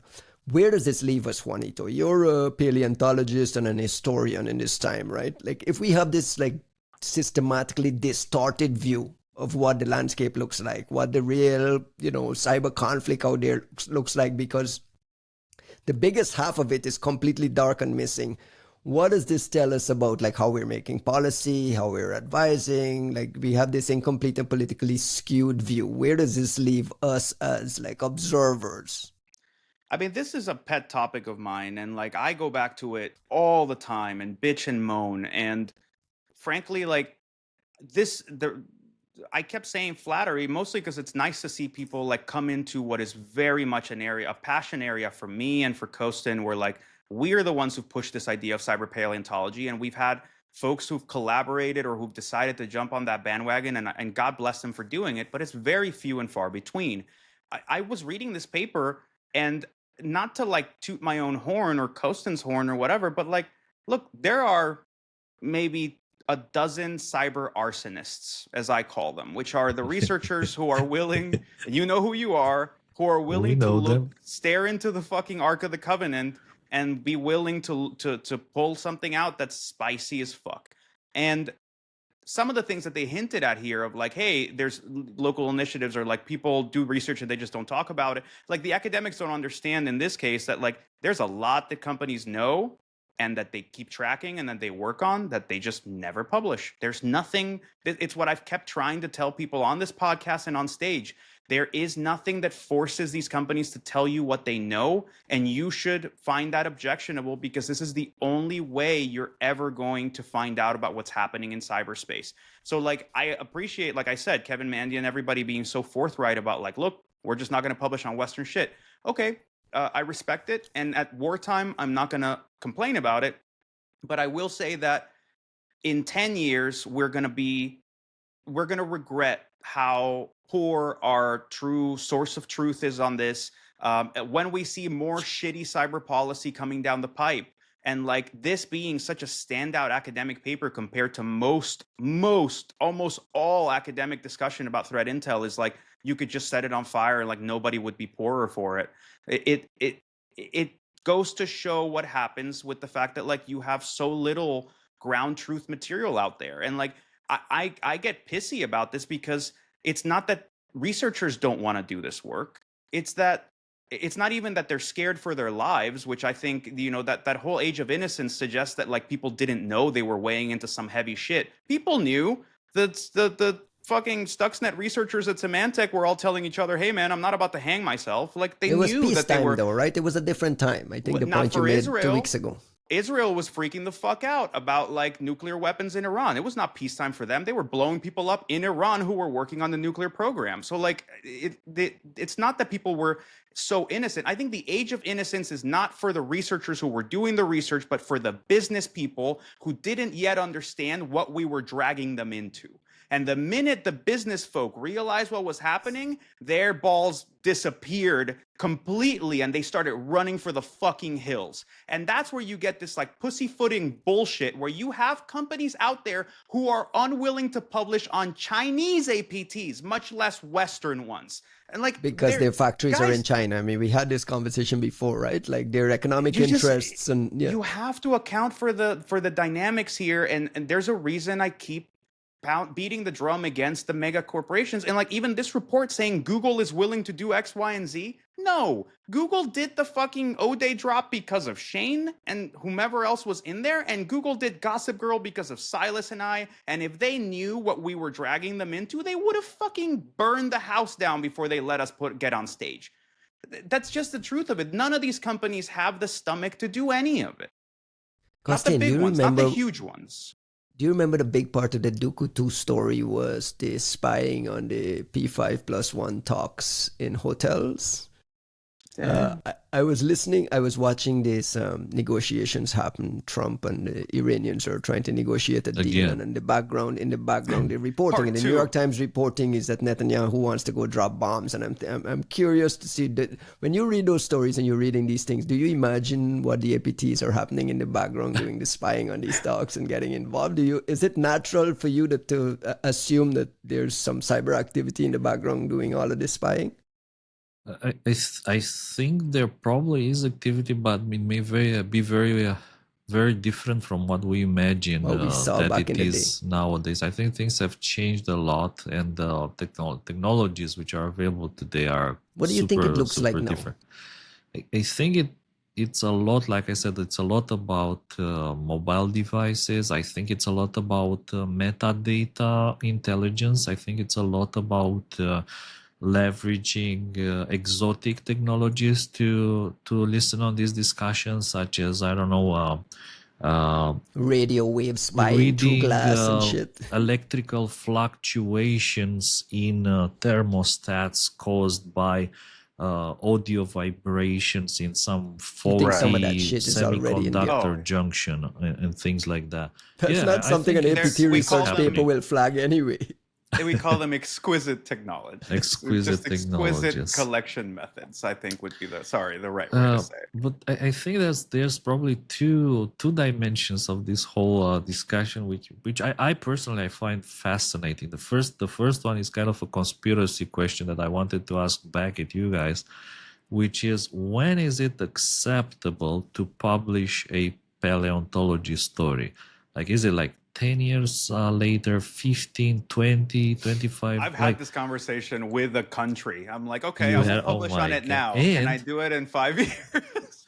And when are you guys publishing FAST16? Like, it's the practical question. That is entirely up to the DEF CON CFP. What is this inside baseball shit you guys are going to push the audience? Again, when is it acceptable? When is it acceptable to get the JFK assassination files? Is it like 50 years? So here's the thing. Here's something that I really wanted us to get to talk about, which is like the incentives are all arrayed against this. We, I think, are going to regret it as a species, as historians. We're going to regret this if we don't somehow get ahead of it. But you need to do that by creating better incentives. You're not going to do it just by saying, wow, somebody should really do whatever, right? Like, the problem here is that you don't have more organizations arrayed to do this work with different incentives, right? Why does Citizen Lab is this amazing outlier for, mobile research? Because somebody funded a thing in a place and put talented people and gave them this remit, and they gave them cloud cover to do this kind of work. And you don't have that enough. Like, we talk about Citizen Lab like once a podcast, and it's like the only academic center we really talk about. Something that this paper missed was like Crisis Lab Hungary, our friends Boldy and his folks were instrumental in that age of innocence in doing some of this research. And they were doing hard technical research and they were discovering things themselves and they were putting papers out there. I see less universities doing it than they used to, not more. And like you frankly, like people are wasting their time writing bullshit papers. Not this one. I like this one, but like a lot of bullshit papers instead of like, hey, go research. Like if we give you enough smoke to say, hey, people forget, like we finished the Flame 2.0 talk saying, here's the hashes. Have fun. Who published on it? Nobody. No one published on it. We said we did the impossible. I almost had a fucking emotional mental breakdown during the like award ceremony when I was like, dude, I literally, Silas and I found a new Dooku, a new Flame, and a new component in Stuxnet that like had not been seen before, and we didn't even win Best Speaker. I was having like a fucking like younger me in my wounded pride was fucking melting down. Where are you in Tenerife? Like, yeah, I think no, Singapore. That was Singapore. But right. I think, I think there's a point to be made about like those things are already there. This paper didn't even discuss the Lamberts, for example. There's a lot of follow-up research to be done. Okay, the private sector has the data but doesn't have the incentives, but it's not like there's no data out there. Go do some fucking work. Yeah, the old stuff has not been covered well enough for people to be like, oh, that stuff's old. Like you're telling me the only time you see the fucking like NSA in cyberspace just pops off and everybody goes hands off and doesn't fucking do a goddamn thing about it, like nobody looks at it, then the shadow brokers come around and like abuse it. Well, where's the follow-up triangulation reporting? You don't necessarily have all the components that you need for that. But my where's point the follow-up research though? Just kind of like looking at some components. How much private shit did we publish on equation group capabilities that have never been published publicly, but the samples are largely available? If people want to do cool research so badly and learn how to reverse and do some cool APT shit, it's fucking sitting there. You don't have to come fight the private sector on finding the latest thing when you have no telemetry and no endpoints and no visibility. But we've told you the stuff that's there. I routinely go on stage and say, this is a cool project I would do if I had any fucking time, and nobody does anything with it. I literally dropped attribution for Packrat on stage at Echo Party 2 years ago when you and I were there, Ryan. Yeah. And I was like, I'm not going to do it. You guys write the report. This is the attribution. These are the people behind it. No one ever wrote anything. So like, if there's just 50 of us assholes doing all this, then like people can complain that they're not getting what they want, but we only have so much fucking bandwidth.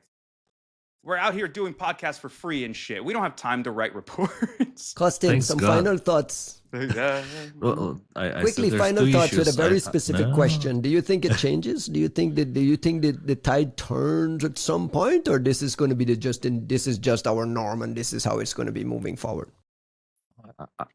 Well, there's, by the way, there's the second conspiracy question that I wanted to ask. Obviously, the first one got Juan all emotional and like, yeah. Talk to my therapist about this. I didn't quite figure out when the Fast 16 report drops, but anyways, if like, DEFCON, it's up to them. What is Fast 16? You guys throw these words out. My audience is like listening, feeling like you left. Let's Google. If you were at, can we Google it? Google it. I'm gonna Google it. I'll drop a legit hardcore APT thing that has not been seen before. It has been discussed, but has not been seen before. If the DEF CON CFP committee picks the talk, otherwise, like we'll see. There's nothing on the internet. Thanks God. That's what I'm saying. Thanks. Oh wait, there is. Sentinel-1. I'm gonna be Sandman APT, a mystery group. Who was behind Sandman again? Who was behind Sandman? We don't know. We don't know. Same with the Western government. I don't think so, but I think that cluster has been coming. Seems to have some Westernness baked into it, but I don't think it's the kind of Westernness that's legally operating anyway. Who is Q I'm Group? just saying. They're a IR partner of ours that worked with Alex. So your Fast 16 is related to this? Yeah. Search Fast 16 in there. In this document? Yes. Mr. Costin way ahead of time. See? All right, let me not let the cat out of the bag. Let the man look. He's showing his tattoo. Ooh, he has a tattoo. Your past 16 has Even the been with us. hash. He has a hash right there, like. I don't If know. you're what not talking- if you're not watching us on YouTube, and if you are watching us on YouTube, please like and subscribe. But if And if you're you're not like watching quick us at enough, YouTube, in the Juanito ori- just removed his cricket sweater and showed us his fast 16. or if you know how to use the print screen, then you have the hash partial for nudity in this. Yeah, no, I All right, Costin, any second more question. conspiracy No, questions? I had the second one. Like I didn't say it yet. Well, so wait. Costin had imposed a 90-minute limit on us. We're past it. If you're willing to let us go to like the 10 2-hour minutes more. mark, We got 10 we minutes to have close the another show. story too. We have Sean Heelan thing. We have to. Oh, Anyway, sure. go, Costin, go. Very quickly, second point. I'm trying to put myself in the shoes of the Fast 16 guys or whoever else, knowing that our stuff, like Jonah Holquist and Mandiant and other Mandiant folks, they catch our stuff every day. Yeah. And because they're nice folks, they choose not to talk about it. How do you feel knowing that these guys catch your stuff every single day? And because, again, there's no...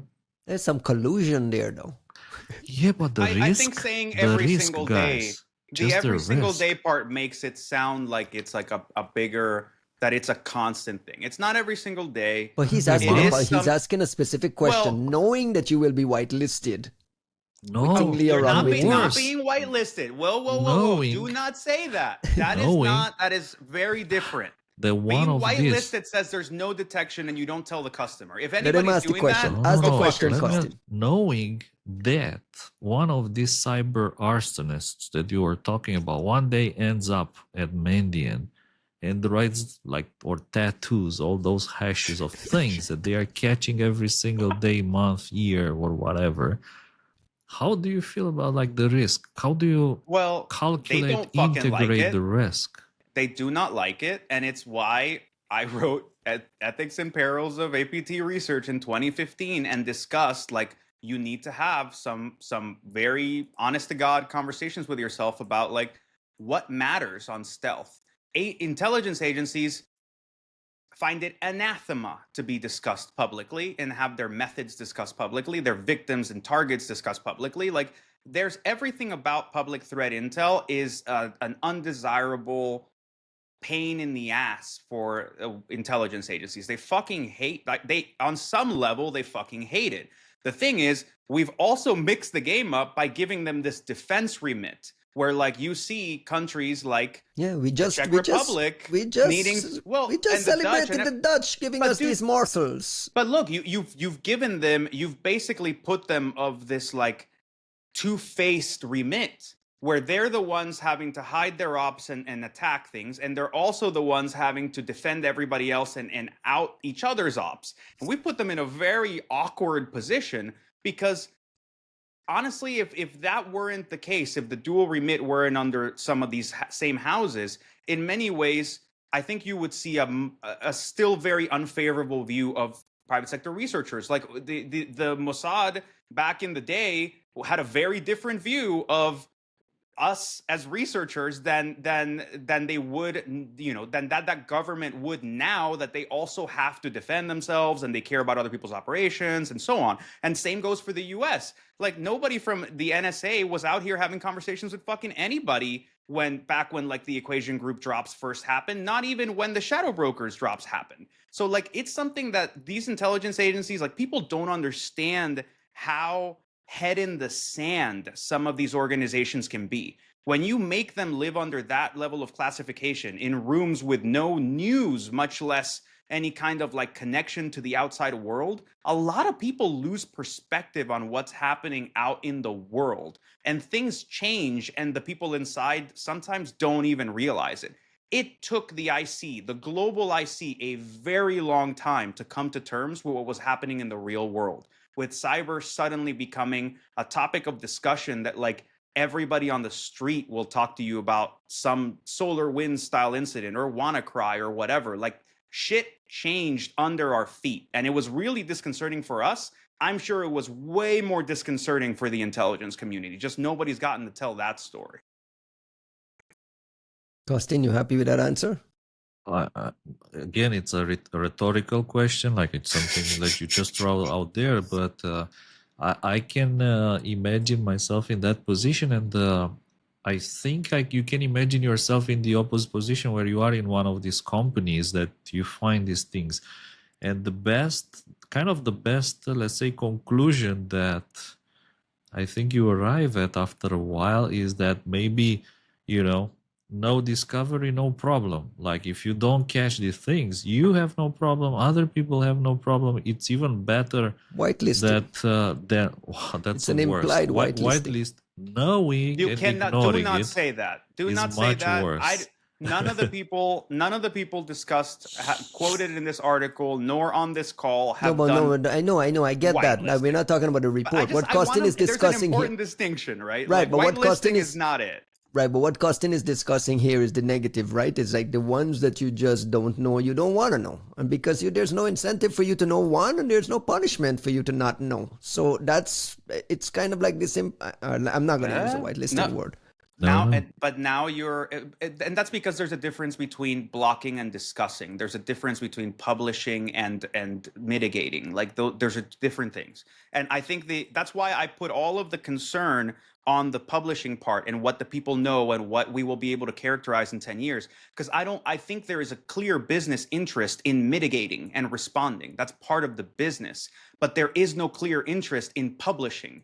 And the more that gets problematized, the more that the fucking lawyers just tell you, no, you should not publish this. No, it's all risk and no upside. The less information is going to make it out of the few pockets where that information even grows that are in the intelligence community where it's never going to fucking come out of in the first place.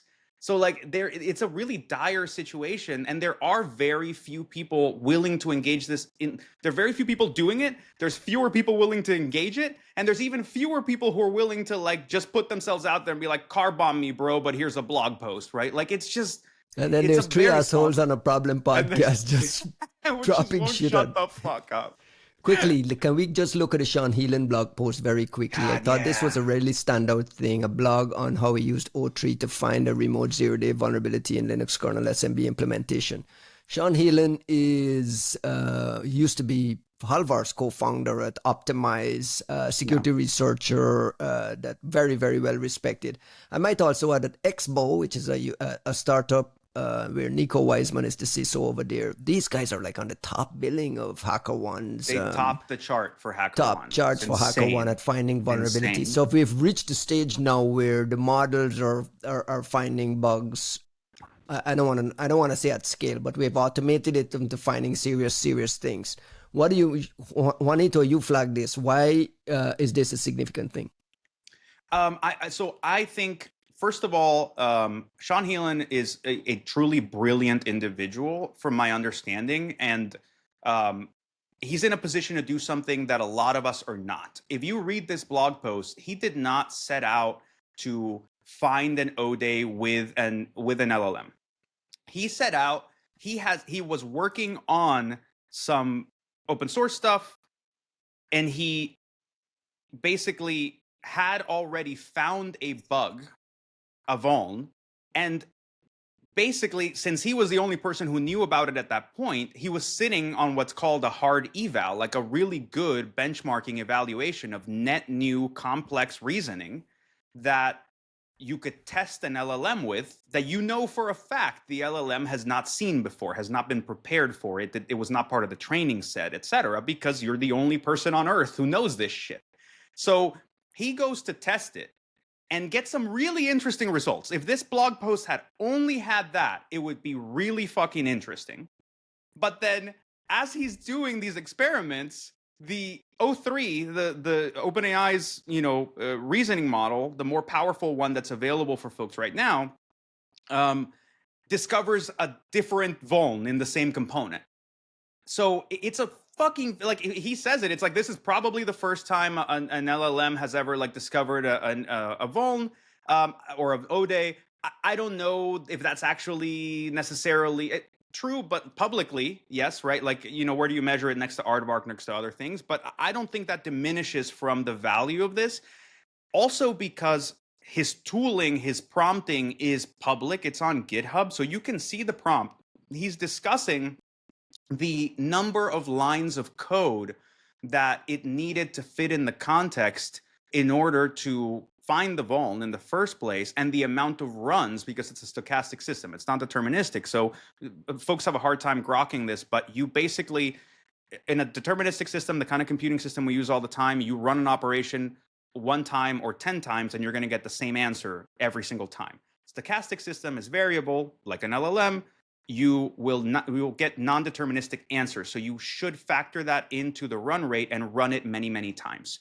So basically the numbers here, and I'm like rushing it because I know like we can't talk for too long, but like the numbers here that I think are really meaningful is you basically get like a token count for what it took to find this vuln. And it's like the just for benchmarking what Sean had already found, his first vuln, which is this CVE 2025 37778 Kerberos authentication vulnerability. You basically needed to be familiar with 3,300 lines of code, which is equivalent to like 27,000 tokens. And then so he basically shoved these 27,000 tokens into O3's context window with certain prompts, and then executed it 100 times. And out of those 100 times, you get scenarios where the LLM says there's no vuln. You get scenarios where it maybe tells you there's a vuln, but it's not real, or like, you know, whatever.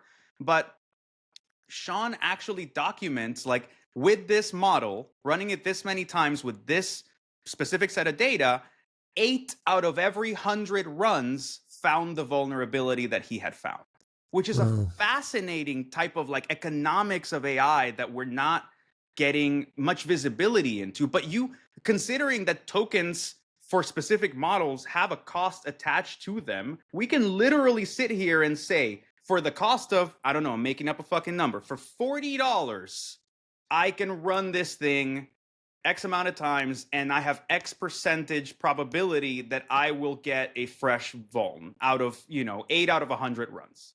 And then it becomes a question of like, as the surrounding environment improves, as the models get cheaper, as the models get better, you have this token cost of vulnerability finding that in theory drops, right? Like fewer runs.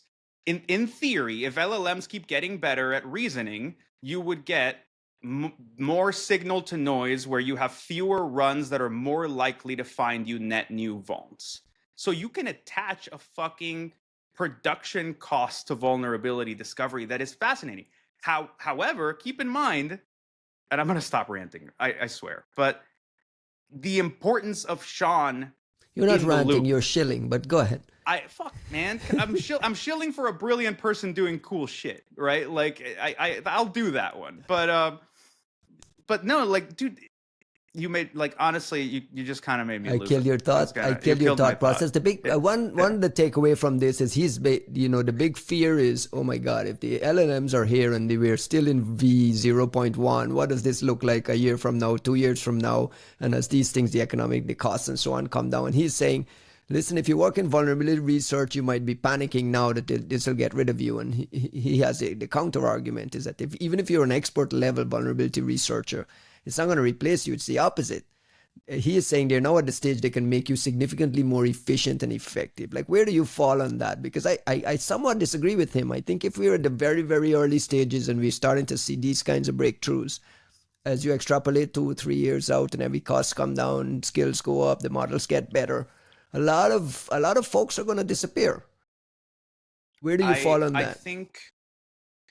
I think you have to think about it in a specific way, and that's actually the thought that I lost. Which was, it right. Look at the importance. There you go. Thank you so much. Look at the importance of Sean in the loop. Look at the importance of the expert in the loop. Instead of this mentality that, like, maybe if we have a million computers fuzzing, or maybe if we have a bunch of low-paid, low expertise workers in India, now they're going to be able to do X, Y, and Z.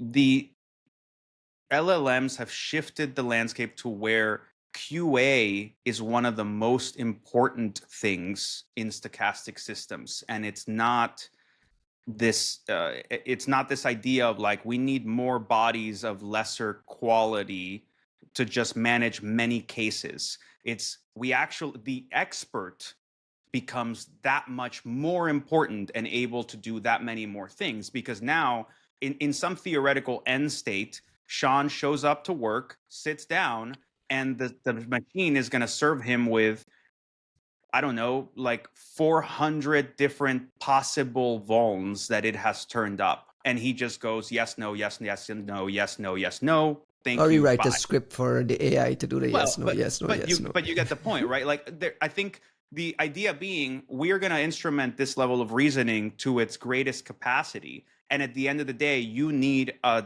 brilliant human being who is a domain expert to look at it and go, this is when it was right and this is when it was wrong.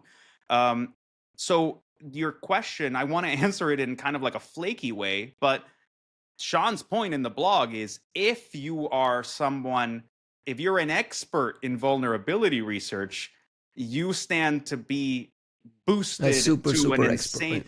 But that's not the same answer. That's not the same question as what's going to happen to all the jobs. The Most of the non-Seans, the jobs Seans are below not. that provided that expertise, right? I think this, you know, one of the, unless things change and when we see some shifts and like, you know, what the sea change is that all the jobs in tech that were created by virtue of like, you don't need to be that smart. Like you can come in and you know, learn your way and sort of do your bit on the lower end. And then eventually, hopefully you'll get smart, and maybe you don't, but you stick to being like a mid-level person. Those are the jobs that are in peril. That said, LLMs help those people too in other ways. I just think that what it is to be a knowledge worker is changing, and it's changing in a categorical, foundational way. And that in itself is going to change how we view all of these problems, especially something like the vulnerability, like miasma of potential vulnerability, known vulnerability, what happens to patching, what gets discovered, what's subject to parallel discovery, like all those, the statistics that have made our understanding of the space be a certain way are drastically changing. There's you can attach a cost to what it's going to take to find a vuln in certain bits of code now. You can attach a level of importance to what it means to have 1 or 2 or 3 QA people who are top level experts, instead of having a team of 40 people in some far-flung place working for $10 a day who are all just going to like munch on little bits of code. Those economics are changing. And Sean Heelan is not the only person in the world capable of doing this or thinking like this. Costin, do you think this is becoming part of APT tool sets, intelligence agency tool sets, to kind of invest in these kind of skunk works, not only finding vulnerabilities, but maybe feeding vulnerabilities and looking for exploitability and like all that kind of, you think there's big investment in this component of the AI space?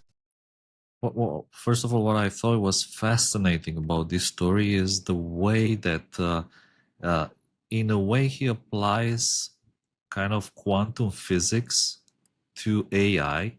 So what he does, he runs this experiment like a number of times, and then he uses the human expert to collapse the probability wave into giving him the desired result.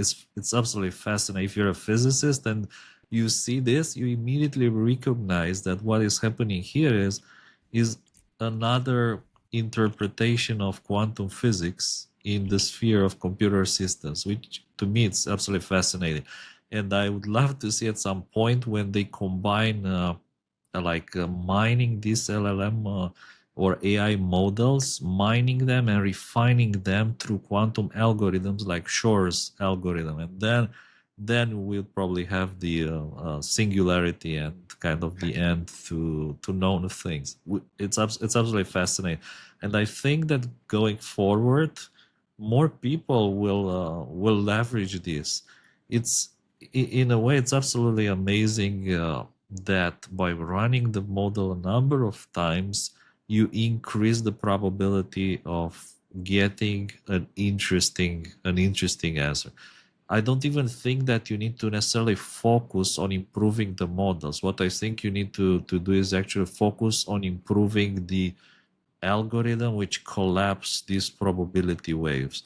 The moment that you have that, then, like as Juan said, the computing power is cheap. Like, what is it, $40 to run it 1,000,000 times? That's like the cheapest part of the whole setup. So I do think It's that, even yeah, cheaper if you run them at the same time. You can batch the yeah, operations. Like, batch it in parallel. Like, again, it's all quantum concepts, if you want. probabilistic stuff. Like, same as, and that's where you see that quantum physics like thinking. It's like, that's what I keep trying to, like, not that I understand it that much better than most folks, but like that's where I see people having a hard time adjusting their thinking. It's like, these are not Yeah, deterministic systems. What it no, means to use a computer, no. which is like, we do one thing and we repeat these 4 steps and we get, every one of us gets the same result. That does not apply when it comes to these probabilistic systems, stochastic systems.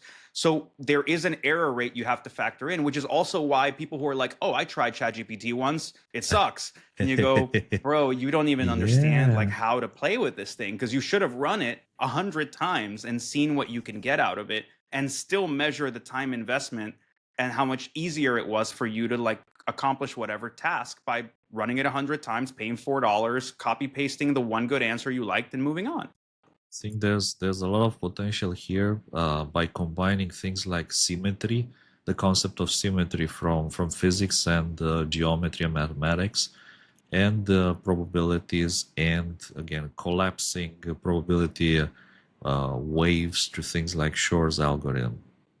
This is probably the future of AI, if you ask me. I do see, of course, but go back to what Ryan was asking, if there's more, if we see governments leveraging it. I said it, I think, a couple of episodes ago. Uh, LLMs should be fantastic at finding bugs. They should be like way, way better than humans at just finding them. What you need the humans for is, of course, to Tell it how to look for it. yeah, like, or like hand pick. Like, this is a better bug to leverage than this one. Or yeah, we have 100 of them, and like we're gonna focus on this one and trying to exploit this particular one.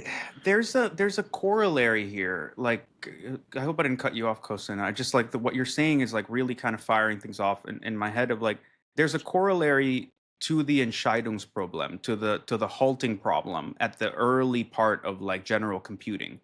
With Turing machines, like what the reason we got the model for the Turing machine was in an attempt to answer this this problem I believe Hilbert had put forth, which was to say, like, if a computer's running indefinitely, is there some way to know if it's going to come to a halt, if it's going to give us an answer, or if it's just going to run forever and it's locked in a loop of some sort?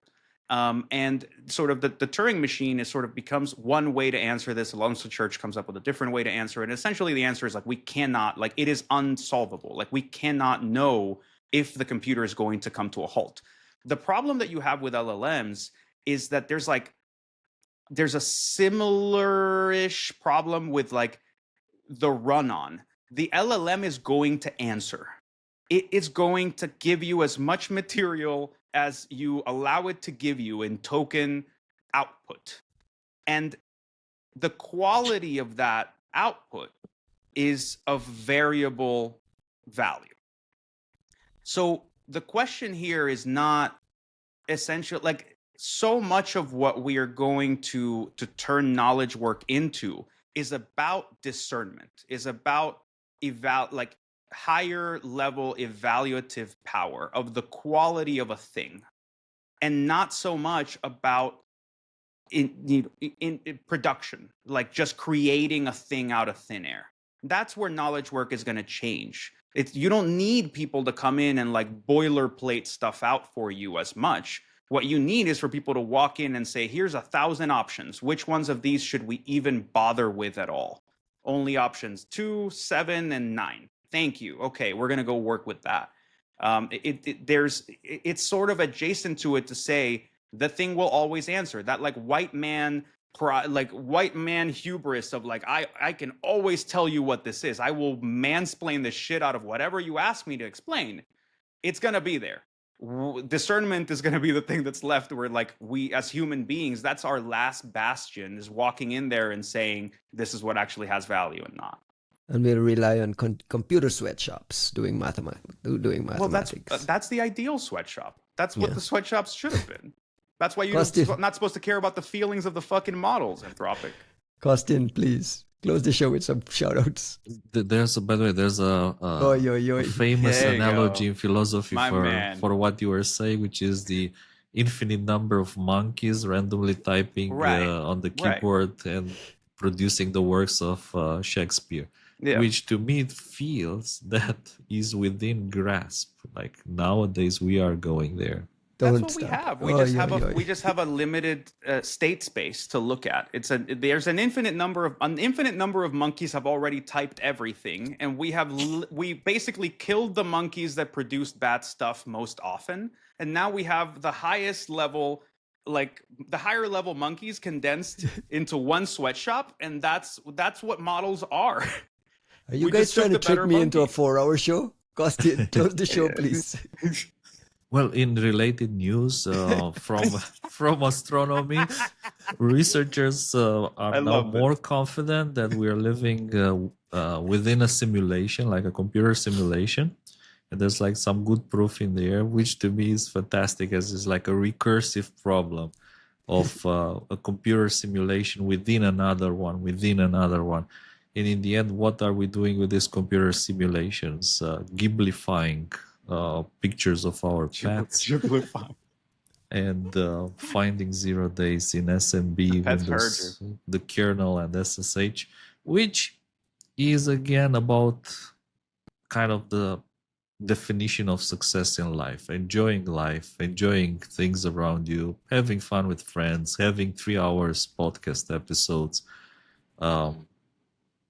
talking about the future and how things will evolve, and of course being able to complain and rant a bit about reports without IOCs in Great PDF format in English.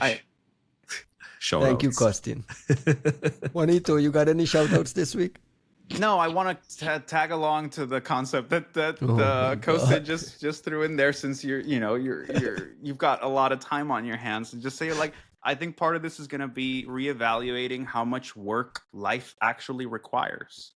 And that's a concept that we are just not ready to explore, especially Americans. Why have we settled on 8 hours of work a day? Like, why haven't we settled as a society it's a very on 3 fucking hours French thing. It's a pretty bullshit French thing to do, but maybe you should consider whether like an 8-hour work week is necessary. Like, work week?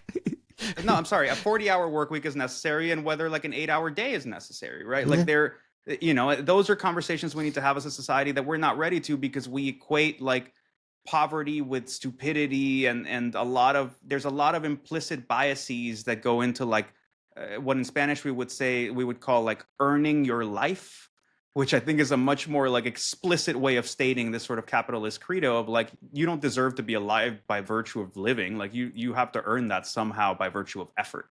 Yeah. So we're going to have some tough discussions here, but I'm sure we'll handle it super well. On the shout-outs, robots are coming, Jesus and Christ. Westworld will be a reality. But only in China, and that's part of the problem. Like only the Chinese will have robots, and the rest of us are gonna. I tried. I tried to end the show. Westworld. I mean, I wrote my Westworld AI paper. I sent it to Ryan to get super baked and maybe like read through it. But I got it. I've been reading it. From my side, he's lying. You're onto something. I read your Westworld paper like a couple of times. Yeah, it feels like you're really onto something there. I mean, that's actually really nice to hear. Like, I've been like, I need to write more of this shit, and I've been wanting to just start a blog to put drafts on, because I'm like, I just don't have time to wrap this stuff up. But like, I really do feel like there is. I wanna do. This is my like genuine ambition. Ryan's dying. I want to do in the AI space what I got to do conceptually for the threat intel space.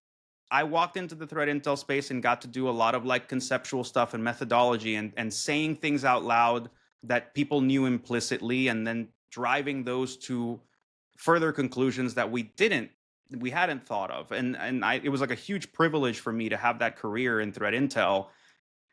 Dare I have He's the leaving like us, Costin. He's leaving added us and hubris jumping to into do the that in AI AI? hole. No. I think the better, because there's a lot of aspects of this that are important from where we come from, right? Does AI get an age of innocence at all?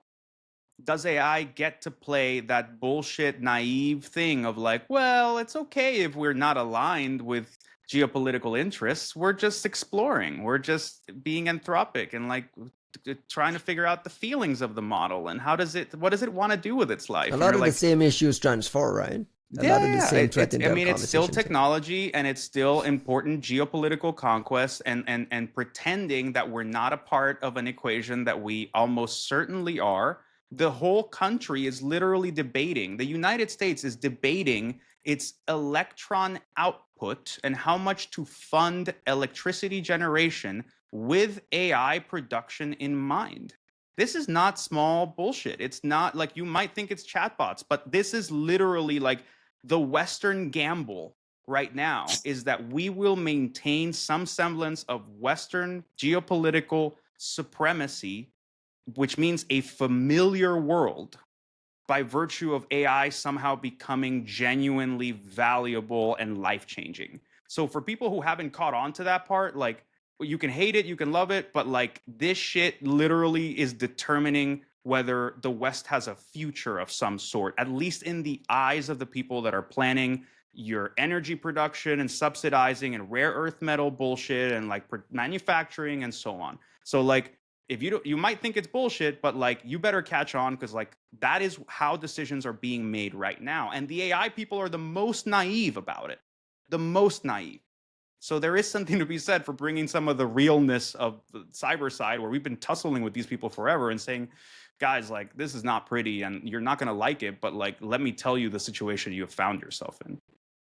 Very good. My shout out is to the stop it, Costin. My shout out is the guys at GreyNoise and Census. Is a story we didn't get to. We talked about the Sequoia and the